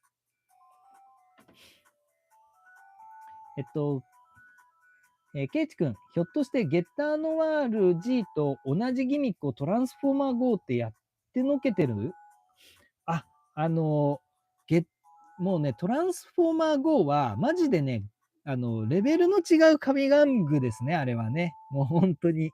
で、そう、ゲッターノワール G と同等どころか、ゲッターノワール G をはるかに超えていますね。あの、ゲあの、トランスフォーマー GO は、ゴーケンザン。あれはね、だってゲッターの RG は合体したら1種類ですから。だけど、トランスフォーマー GO の合剣山は、各々の単体が変形しつつ、いや、それが3パターンにゲッター合体するっていうね。だからちょっとお化け機能なんで、そう考えると、ゲッターの RG ぐらいやってくれよっていうふうに思いたくもなるんですけど、まあね、元がモーフィング変形なんで無理を言うなっていうね。そういう感じではありますよね。でも、ギミック的には、トランスフォーマー GO の方がはるかに上かもしれないですね。ケイタさん、自己合体ってなってググってみたら、デラックス玩具の、ね、廉価版というにはもったいないぐらいの出来のいい玩具だった。もちろん、おっしゃる通りですね。自己合体めちゃくちゃすごいですよ。これ、今ご説明してた、レビューしてきたこの機能は全部できます。自己合体は。でね、しかもサイズがこれのね、半分とまではいかないですけど、7割とか6割ぐらいのサイズでやってるんですよ、それを。でね、めちゃくちゃね、出来が良くて、で、僕ね、それを買ってもらったんですよね、思い出があって。うん。いやー、ちょっとね、思い出深いんだよな。そうそうそう、それでね、自己合体、そう。じゃあちょっとお話ししてもいいですか？自己合体にはね、僕ね、めちゃくちゃ思い出があって、自己合体版ね、買ってもらったんですけど、その時にね、ちょっと父親の仕事がうまくいっていなくてですね、で、結構、父親もね、ほとんど仕事してない状態で、しかもね、ものすごい亭主関白で、ずっと家で怒ってる感じなんですよね。うん。で、母親が一生懸命働いて、なんとかやってるけれども、うん、なんか家でやっているね、仕事がうまくいかなくて、そうそう、それでね、結構、金銭的にね、不安のあるような幼少期だったんですよ。で、そういうのを、まあ、なんかこう、なんとなく感じてるというか、やっぱりこうね、親のセリフ、ね、喋ってる内容とかも、まあ、その全部はね、理解できないながらも聞いてるじゃないですか。そうすると、ああ、家がピンチなんだなっていうのもよくわかるじゃないですか。だからね、僕もこう、ちょっと思い悩むところがあったり、気使ったりする部分もあるんですよね。だからこう、で、僕の中ではやっぱり、人生の中でのね、一番でかい買い物って言ったら、やっぱ誕生日プレゼントとクリスマスプレゼントなんですよね。だからね、それのね、プレゼントで、確かお誕生日プレゼントの時に何がいいのかっていうふうに言われた時に、いつもだったらね、5000円とか6000円とかのやつを、選んでね、買ってもらってたんですけど、なんかね、その時は、すごい遠慮してたというか、これをこんなピンチの時に親に狙っていいんだろうかっていう風にね、結構思って、それで、その年の誕生日プレゼントに時効合体をおねだりしたんですよ。で、なんでかっつうとね、時効合体は当時ね、そんなしなかったんですね。確か3000円とかだったっけな。2、3000円だったと思いますね。2000円台とか3000円台だったんですよ。だから、5000円とかね、デラックスロボ玩具とか、あとはね、当時のスーパーファミコンの、スーパーファミコン、スーパーファミコンか、スーパーファミコンのソフトとか、デラックスロボ玩具は当時はもう買ってなかったですけど、例えばデラックスロボ玩具とかを買うのよりかはだいぶ安かったんですね。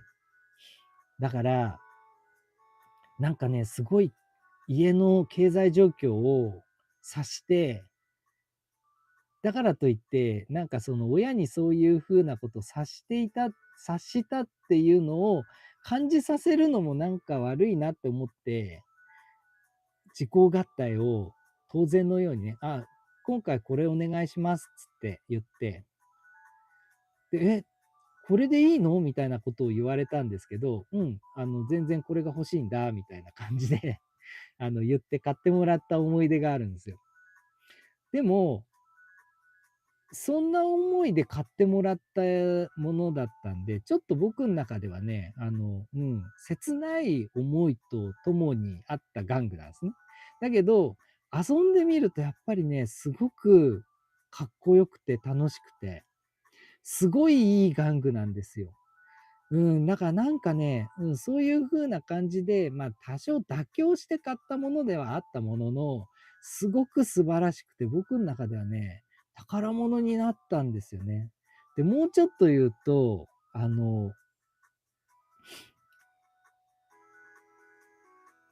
その年にね、あれもあの、雷神王もやってたんですよね。で、雷神王がやってて、で、その雷神王の廉価版のね、プラデラみたいなやつがあったんですよ。で、そのプラデラみたいなやつを、なんか、周りの目を盗んでですね、僕の自分のお小遣いで買ったんですね。どうしても雷神王の玩具が欲しくて。だけど、雷神王の玩具はね、先ほどおっしゃったような、先ほど言ったような理由で、ちょっと買えな、おねだりもできないし、もうおねだりできるような年でもなかったんで、もう涙を飲んで諦めたんですね。ゴッドライジン王は。だけど、どうしても諦めきれなくてね、ゴッドライジン王の廉価版のプラデラみたいなの買ったんですよ、僕。で、そのプラデラについてきたゴッドライジン王の冠があるんですね。こう金プラの冠が。でね、この金プラの冠が、ちょうど時効合体のゲッター GO の頭部にね、あの、挟んで固定することができたんですよ。で、先ほど見せたようにですね、結構余剰パーツが出るんですね。だから僕ね、その時効合体版のロボ、あの、ゲッター GO をアレンジしてね、いろんなウィングとかを出したり、余剰パーツを全部取り付けたてんこ盛りバージョンみたいなのにして、最後冠にゴッドライジン王の冠をかぶせて、ゲッターロボ5版のゲッタードラゴンみたいなのを作って遊んだんですよ。自前のパワーアップバージョンみたいなのを作って。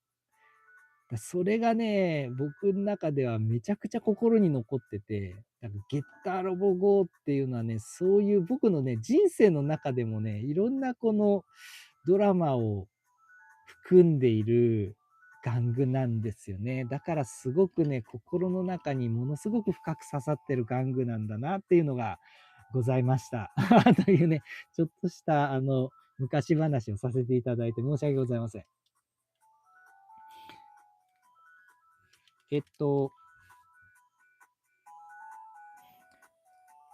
男仮面ライダーセイバーさん、ゲッターショー素晴らしいです。女の子バージョンのゲッターロボね。いや、もうほんと素晴らしいですよね。おっぱいがあるというね。長い号らしいというね。チアさん、合体形態の一つとはいえ、女性型ロボ玩具はこの90年代には貴重ですね。いや、もうほんとそうですね。っていうか、ちゃんとこうやって合体変形に組み込まれる女型ロボって、多分これ最初で最後ぐらいじゃないですか。っていうぐらい結構貴重枠ですよね。で、しかもね、ゲッター2ポジですけど、めちゃんこかっこいいんですよね。うん。でね、ゲッターガイの時にはちゃんと、ゲッター3でいうところのジャガー号ポジもちゃんとこなしてるし、すごい多機能なやつだったりしますよね。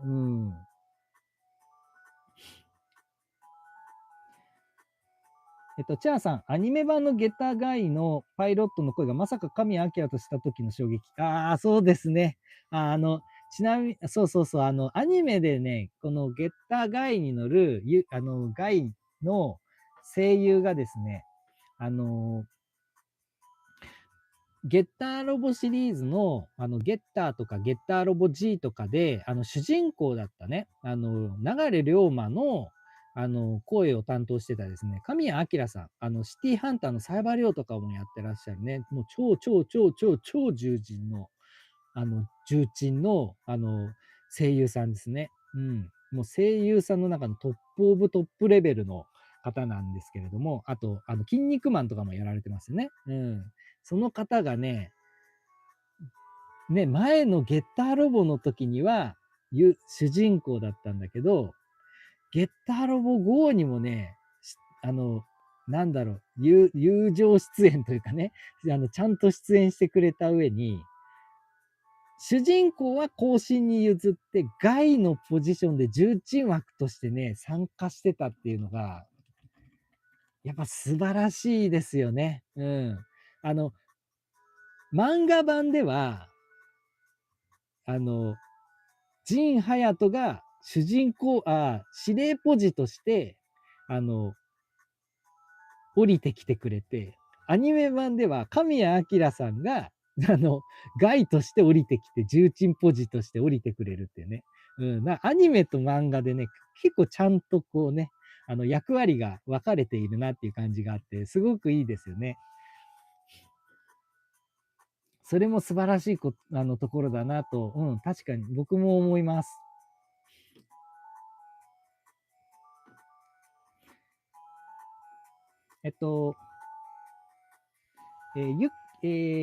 ゆきら0409さん、こんばんは。最近の大人向けトイだと扱いに困るところ、ヒヤヒヤしながら変形が多い気がします。折れそうとか。昔の玩具はそんなこと気にしないでガシガシ遊べるから好きね。あ、ゆきらさん、よくお越しくださいました。ありがとうございます。もうほんとおっしゃる通りです。もう僕はね、本当にこのデラックス玩具とか、こういうね、もう子供が触ること前提のロボット玩具が大好きですね。本当に。酒飲みながら遊べるというね。もう生配信とかでもね、もう結構ね、この、早くやんなきゃ、早くやんなきゃ的な感じでね、雑にやったりするんですよ。またこう、結構ね、こう手伸ばしながらやんなきゃいけなかったりして、結構ね、繊細な変形って本当にね、神経使うんですよね。まあ、それに比べてこういうのはね、ガッシガシできるから、本当ありがたいですね。男仮面ライダーセイバーさん、ゲッターガイ超かっこいいです。いや、もう本当僕も同意です。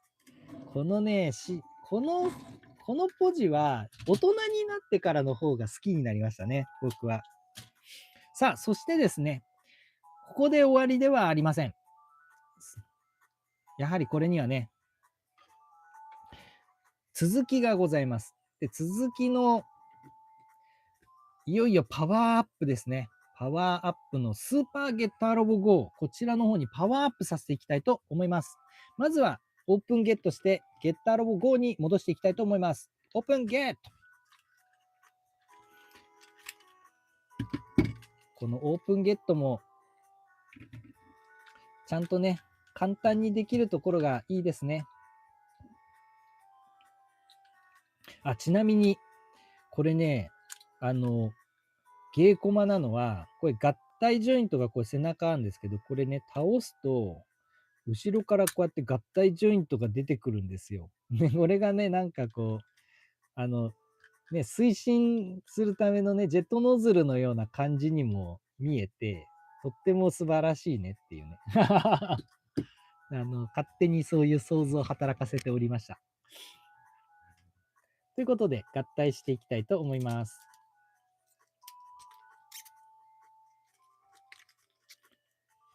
よいしょ。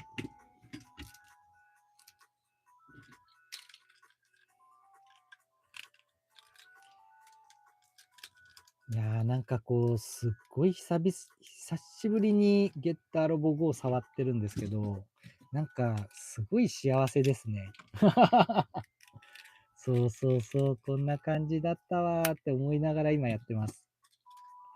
やっぱちょっと楽しいっすね、ゲッターロボ GO で遊ぶの。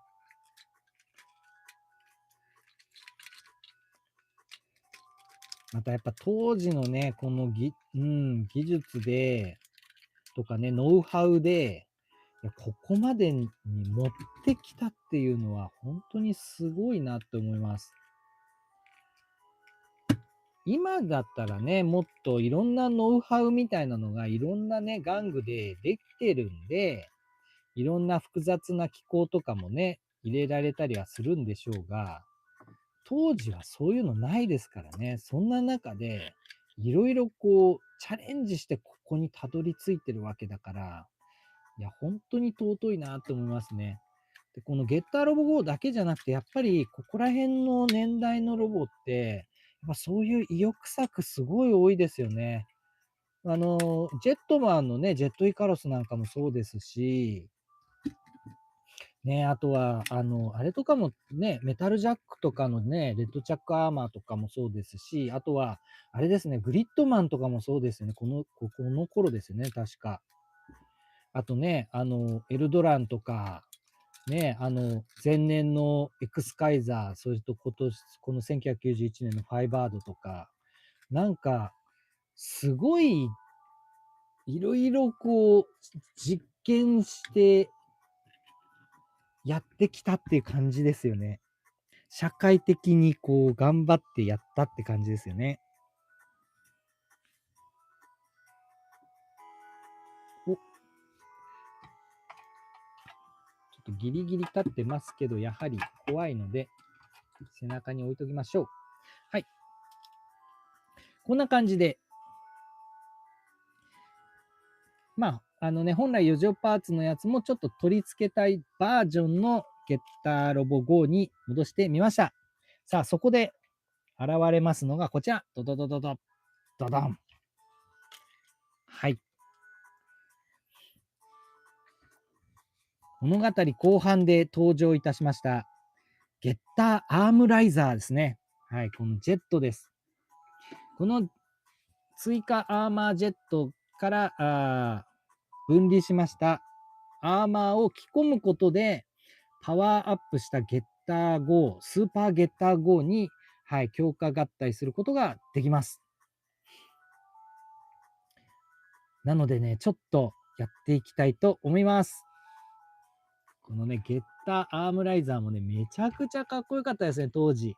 もう、ゲッターロボらしからぬデザインというか、このトゲトゲしくいろんなところ、ウイングが跳ね出していてね、まあ、90年代ロボって感じですよね。このデザインがすごくかっこよくて、これがね、ゲッターロボにこうコンバートされてね、パワーアップする。ゲッターロボがパワーアップして合体するって、こんな熱い展開僕なかったですからね。いや、このワクワク感はすごかったですね、当時。なんでちょっとやっていきたいと思います。まずはですね、このゲッターアームライザー、先端のパーツ取り外します。はい、そうするとこんな感じですね。で、この機銃のパーツも取り外します。で、もうちょっと言っちゃうんですけど、これゲッターロボ GO の時のこのトマホークが、ゲッターアームライザーを合体させてですね、エネルギーを増幅させることによって、ここからビーム刃が出てですね、トマホーク、ソードトマホークっていう状態になって、剣になるんですよ、これが。これはね、スーパーゲッター GO にパワーアップしなければできない必殺技なんですね。で、この時に、このゲッタートマホークにね、ビーム刃を、刃を取り付けて、ソードトマホークを、再現するんですけど、そのソードトマホークパーツを、このゲッターアームライザーに僕はですね、取り付けております。本来これ、余剰パーツなんですよ。だけど、パワーアップするときに必要なパーツだから、アームライザーに絶対取り付けておくべきでしょって思って、当時こういう風にアレンジしてました。でこの足にですね、挟み込むことによって、これ底面に固定できるんですね。ということで、このソードトマホーク用刃もここに合体して、収めており、で収めて、おくことができております。で、こちらですね、横の方のアーマーを取り外しまして、あとはこちらですね、機体後部のでかいパーツを、怖っ。取り外すことで、怖っ。はい。こんな感じで開きまして、アーマーを取り外します。はい。そうするとこちらがね、土台のマシンが残るんですね。この土台のマシン、ウィングを出して、はい、これでね、独立したマシンになるんですね。で、このマシンは合体に実は絡みません。で、このマシンから外されたこれらのアーマーを着込むことでパワーアップいたします。では、パワーアップしてみましょう。まずはですね、こちら足。はい、このでかいメインのパーツですね。これは足パーツになります。この足パーツはもう単純に足にかぶせて合体です。はい、こうすることでですね、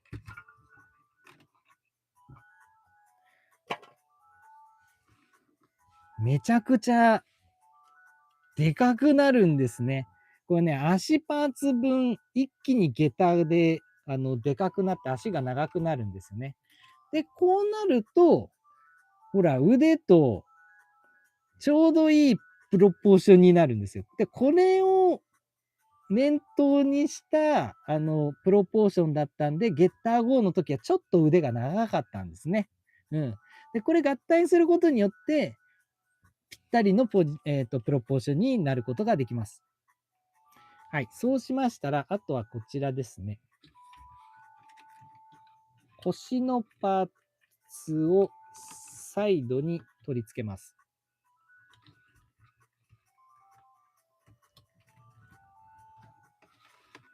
はい。パワーアップしてきました。はい。そうしましたら、こちらですね。機種パーツからウィングの部分を取り外します。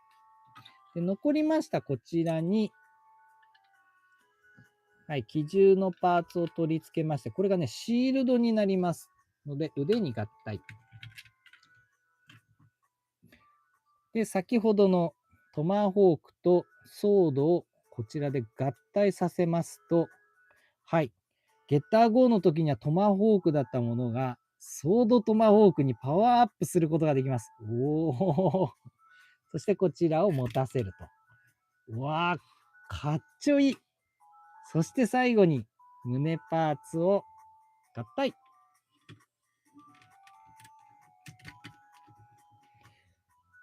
さあ、これで完成。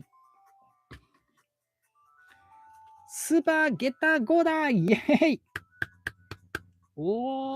めちゃくちゃかっこいいですね。そしてね、これ、本来、これ、ドリルとミサイルは外すんですけど、この玩具オリジナルとしてですね、この取り付けたまま、さらに、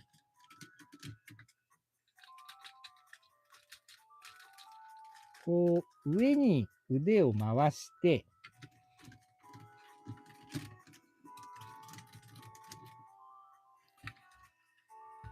はい。肩キャノンとしてですね、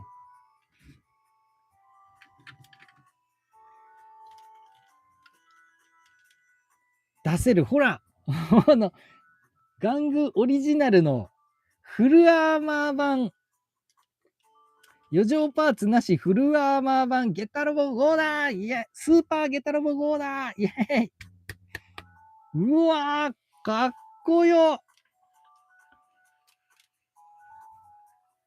いやー、すごいなー。めちゃくちゃかっこいいね。もうこうなると、でかい足がついてるんで、非常に安定感がありますね。先ほどのようにコテコテ倒れたりはしません。いやー、かっこいい。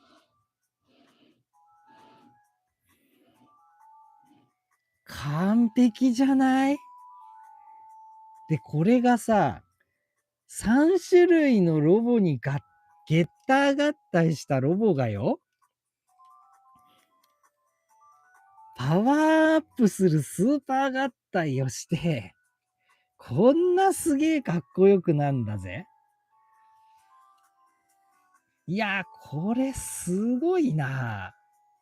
しかもこれ30運年前だよ。いやー、これ、すごすぎない？だって今見てもなんかすごい完璧なプロポーションレベルじゃない？これがさ、30数年前にお出しされたロボ玩具なのかねって思っちゃいますよね。超かっこいい。ちなみにこの年はもう僕はゲッターロボ GO の年でしたね。うん。だから誕生日に時効合体を買ってもらって、クリスマスにこのゲッターロボ、スーパー合体ゲッターロボ GO を買ってもらった感じなんですよね。いやー、だからもうね、この年はもうゲッター三昧って感じでしたね。でもね、好きすぎてゲッターロボが。で、ゲッターロボ GO ってね、何がいいかってさ、それだけ、もちろんロボは素晴らしいですよ。もう文句つけようがないぐらいかっこいいです。し、僕の中ではもう完璧なロボだったんですけど、さらに、ファイバードみたくですね、秘密基地から発信するんですよ。あとね、なんだっけ、ネーサーだったっけ？このアニメ版のゲッターロボ GO の、ネイザーか。ネイザーっていう組織なんですよ。で、作られた、戦闘用ロボットなんですね。で、このネイザー基地から、海上にあるね、ネイザー基地から発信するんですよ。ブシューン、ブシューン、ブシューンって。でね、これがね、めちゃくちゃかっこよくて、発信シークエンスが。でもうね、時効合体もめちゃくちゃ好きすぎて、僕ね、段ボールで作りましたもん。当時、ネイザー基地。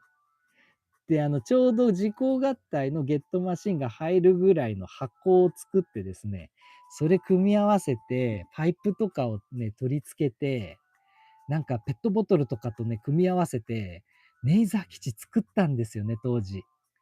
で、それぐらい大好きでしたよね。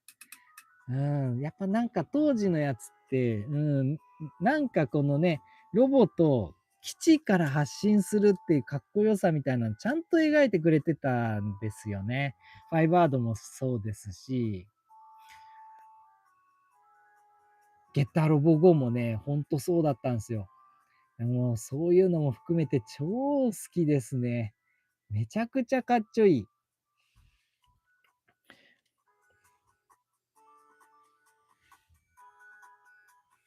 あとはね、ちょっとこの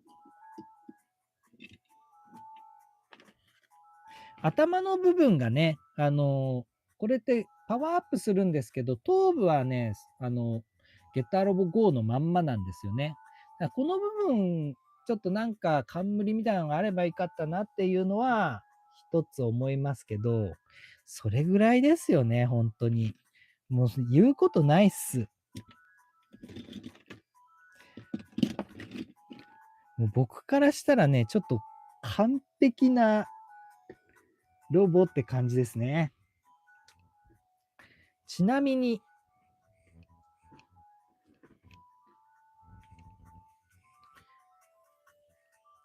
こういうのってかぶれるのかな？今ちょっと適当にやり始めちゃうんですけど、これ、もうね、このパワーアップヘッドギアに困ったら、とりあえず出してくるこの汎用性の高いヘッドギア。うわ、マジか。完璧じゃん。完璧すぎない？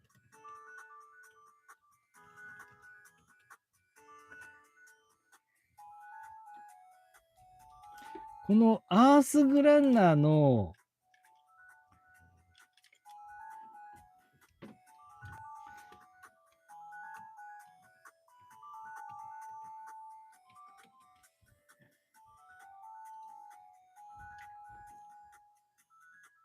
アースグランナーのティラノトプスに付属するね、このパワーアップ用ヘッドギアって軟質パーツですげえ汎用性高いんですけど、だからね、パワーアップヘッドギア困ったらこいつを使ってみるっていうのはあるんですけど、すげえかっこいい。ほら、なにこれ、超かっこよくない？今ちょっと思いつきでパッとやってみたんですけど、これ超かっこいい。完璧になった。スーパーゲッターロボ号が完璧になった。30年来の30年来の懸案を今解消されました。いや、これかっこいい。嬉しい。これすごくない？やば。やばいやばいやばい。アースグランナー、様々だな。ほんと、アースグランナーのティラノトプスにはほんといつもお世話になっております。すげえかっこいい。あれ、これ完璧。めちゃくちゃいいね。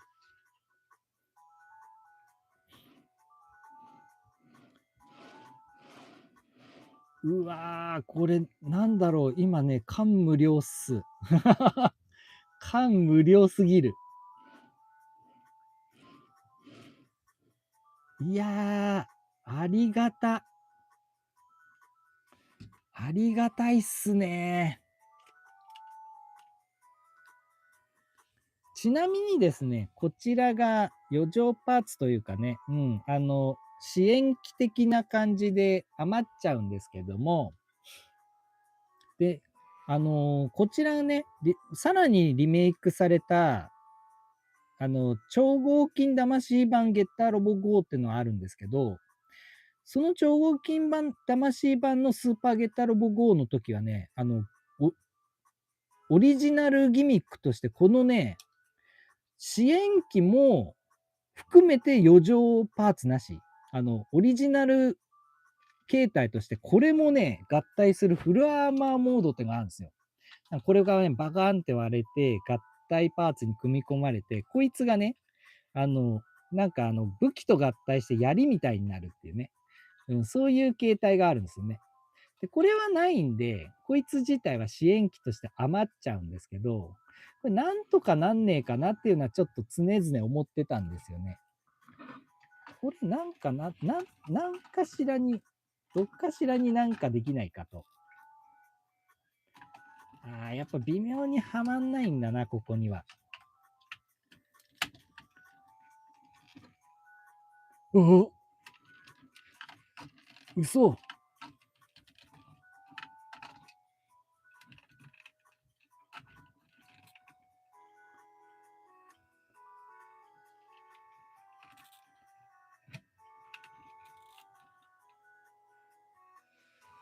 はまった。はまりましたよ。ちょっとね、危ういけど。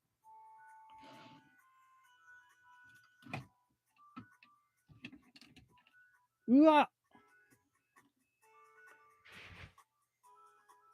すげえ。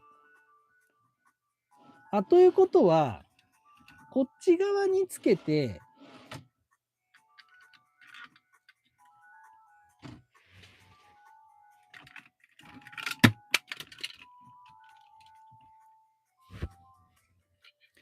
こっち側に取り付けて、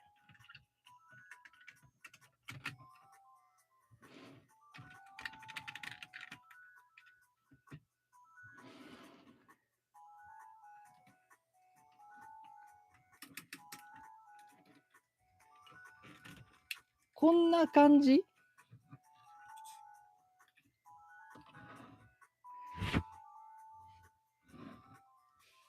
うわー、できたできたーフルアーマーバージョンだいや、今、初めてやりました。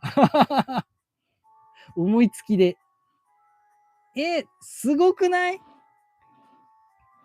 普通につくんですけど。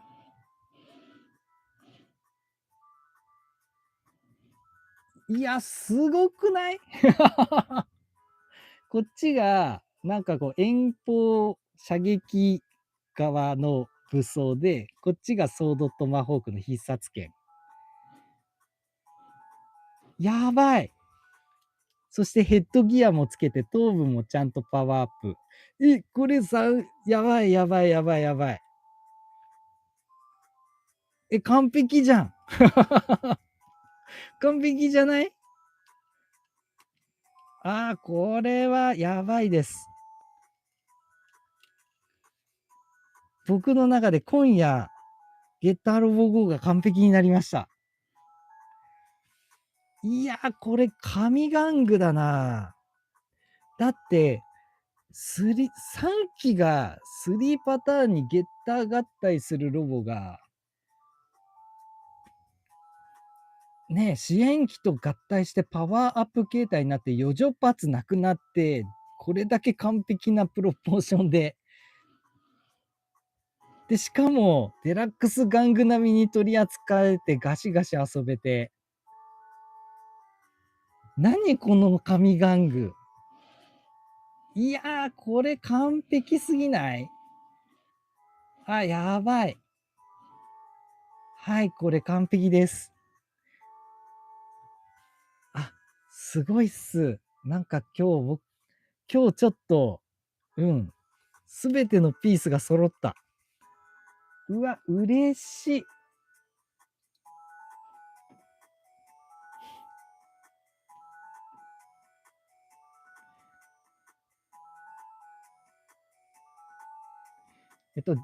チワンさん、G アームライザーのゲッターロボらしくないパーツがゲッターロボ GO の象徴ですね。確かに。やっぱ90年代のかっこいいロボットって感じのデザインですよね。チワンさん、ゲッターロボに挑戦したのが、バンダイでもなく、宝でもなく、トミーでもなく、廉価玩具の印象強かった豊かなのが、なぜか誇らしい。いや、もうほんとそうですね。もう豊かの最後の大花火って感じですよね。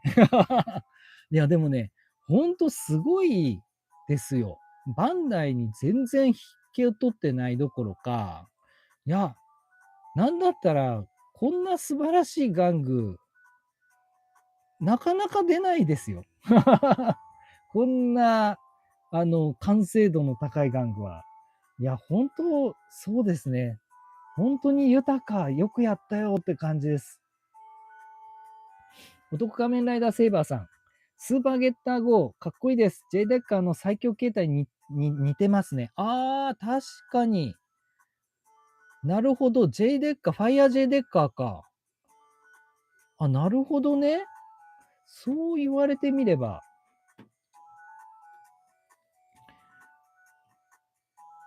ファイヤー J デッカーはね、あれがね、デラックスのね、ロボのスタイルがね、なかなかこう、賛否両論というかっていうのはありますけど、確かに、ファイヤー J デッカーに身があると言われれば確かにそうかもしれない。まあ、ちょっとね、赤い部分のパーツも増えましたしね。うん。そういう意味では確かに、ちなみにもう僕は、あの、ファイヤー J デッカーはデラックスロボは大好きでございます。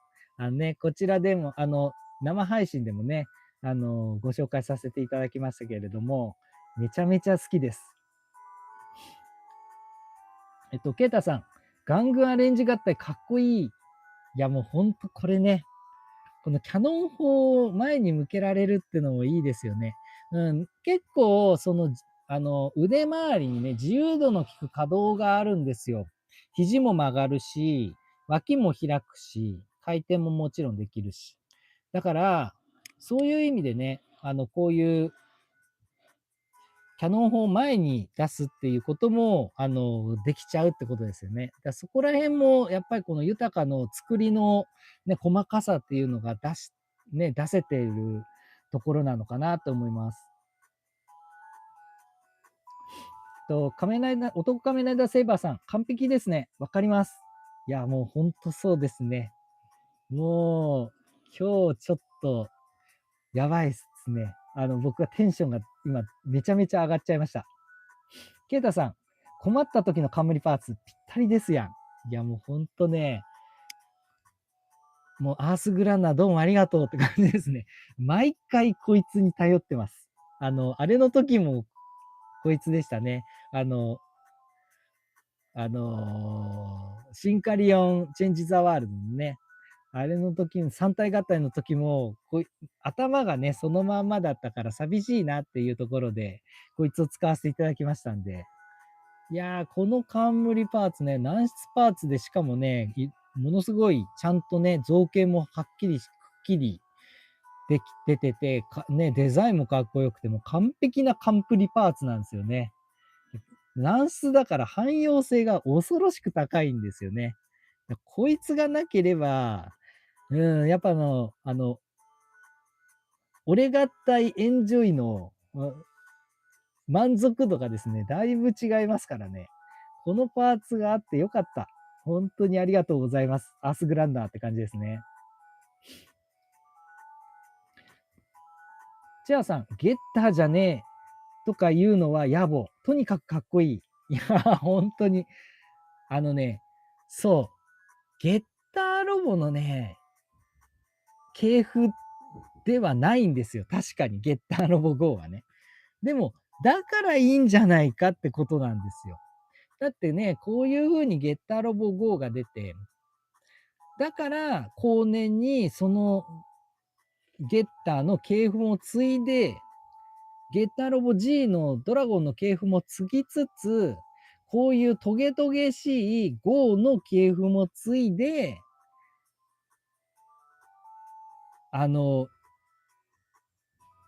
新ゲッタードラゴンとか出てきたわけじゃないですか。ゲッターロボ大作戦っていうプレイステーションのね、ゲッターロボに出てくるロボ限定のスーパーロボット対戦みたいなのが出たんですよ。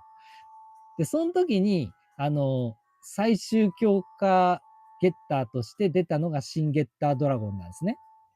で、その新ゲッタードラゴンがめちゃめちゃかっこよくて、で、その後に、チェンジゲッターロボっていう OVA で新ゲッタードラゴンっていうのが出たんですけど、これはね、もう本当に、お化けみたいな形だったり、最終的にね、ゲッターロボ G で出てきたウザーラみたいな感じの、竜型のドラゴンになっちゃってみたりしたんですけど、その後、スーパーロボット対戦で、ゲッターロボ大作戦の時の新ゲッタードラゴンのデザインが拾われてですね、ついこの間、スーパーゲッタードラゴン、新ゲッタードラゴンっていうのができたんですけど、それもね、やっぱかなりトゲトゲしいし、ヒロイックな感じのね、あの、デザインの出し方とか、やっぱゲッターロボ GO の要素もついでますよね。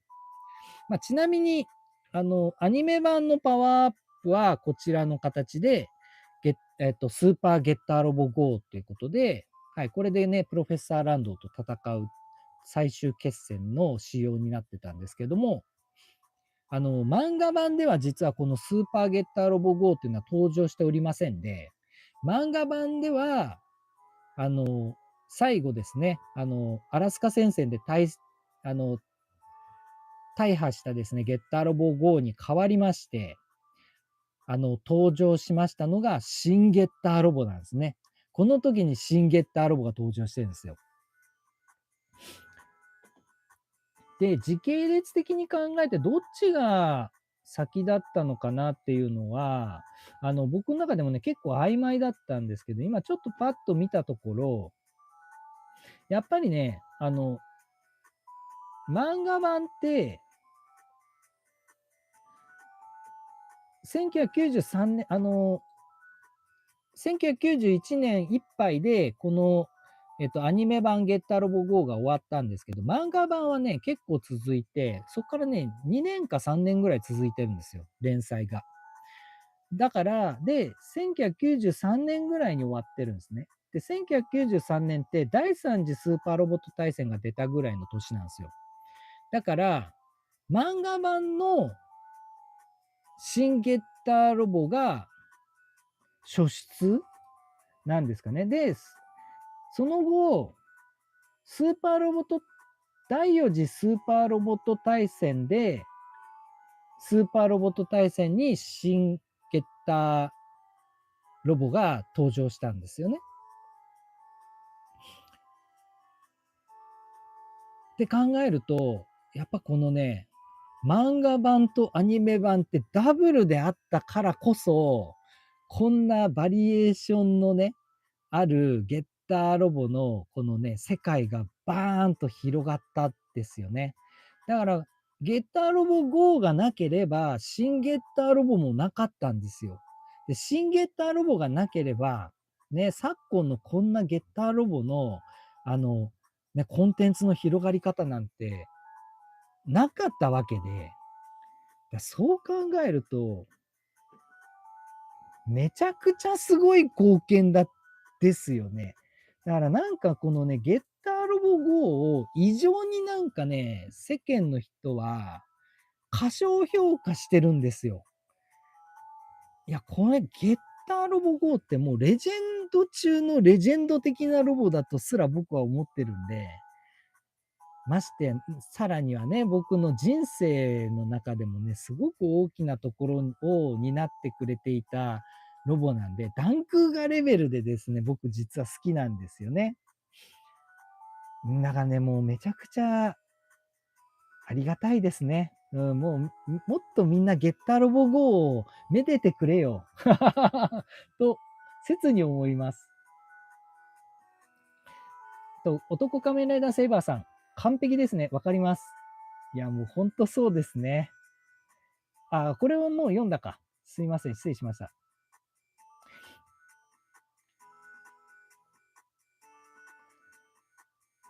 男仮面ライダーセイバーさん、すみません。眠いので、ここでありがとうございます。俺方研究所さん、すごいです。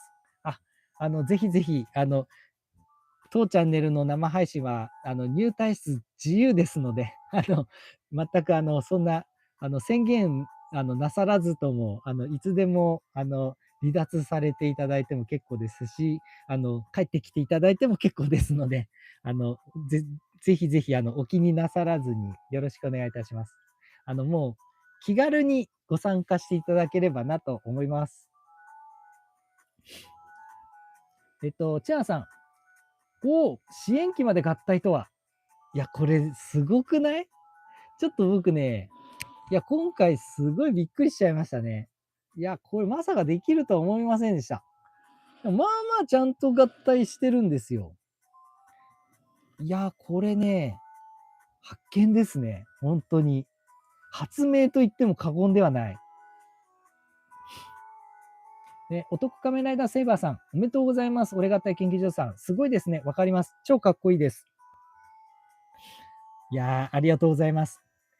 ぜひぜひ、眠かったら大丈夫ですんで。はい。でもね、ありがとうございます。もうね、めちゃくちゃ僕ね、大好きなロボなんで、これ完璧にできてね、今日はちょっといい夜ですね、本当に。ケイタさん、メッキもいい仕事してくれている。完璧。ありがとうございます。いやっぱね、メッキね、メッキいいね。本当に。玩具って感じがあってね、本当にその通りだと思います。オトカメライダーセイバーさん、超完璧ですね。良かったです。ありがとうございます。ケイタさん、また欲しい玩具が増えてしまった。ありがとうございます。ケイタさん、非常に、ロボット玩具がガンガン増えてらっしゃるんでね。ましてやね、ご自分でもね、なかなかすごい改造なさっててね、どんどんパーツが増えてって、嫁さんにいつ怒られてあの、大目玉を食らうかというね、ヒヤヒヤこちらもしているぐらいなペースで増えてらっしゃいますからね。いや、もうぜひぜひ、ご利用は計画的にということでね。いや、でも、ちょっとね、これは、今回は本当文句なく、僕の中でもね、かなりこの生配信内の俺合体の中でもね、レベルがかなり高い方の部類に入ると思います。満足感はもうちょっとやばいです。テンションの上がり方マジでやばい。いや、完璧だわ。嬉しい。ということでですね、もう非常に素晴らしい夜となりましたが、僕の大好きなゲッタロボ GO スーパー合体版スーパーゲッタロボ GO を今宵はレビューさせていただきました。いやー、満足でした。ありがとうございます。まあ、かなりいい時間になっちゃいましたね。ちょっと白熱してしまいました。またね、来週もいろいろ、やりたいね、玩具、レビューしたい玩具ありますので、はい、来週もですね、面白い内容を考えていきたいと思いますので、ぜひぜひお時間がございましたらご参加の方よろしくお願いいたします。いやー、今回はなかなかいい夜でございました。いい俺合体ができて非常に幸せな気分になっております。また来週も面白い企画を考えて生配信したいと思いますので、ぜひぜひご参加の方よろしくお願いいたします。バチでした。また次回の配信もよろしくね。バイバイ。またねー。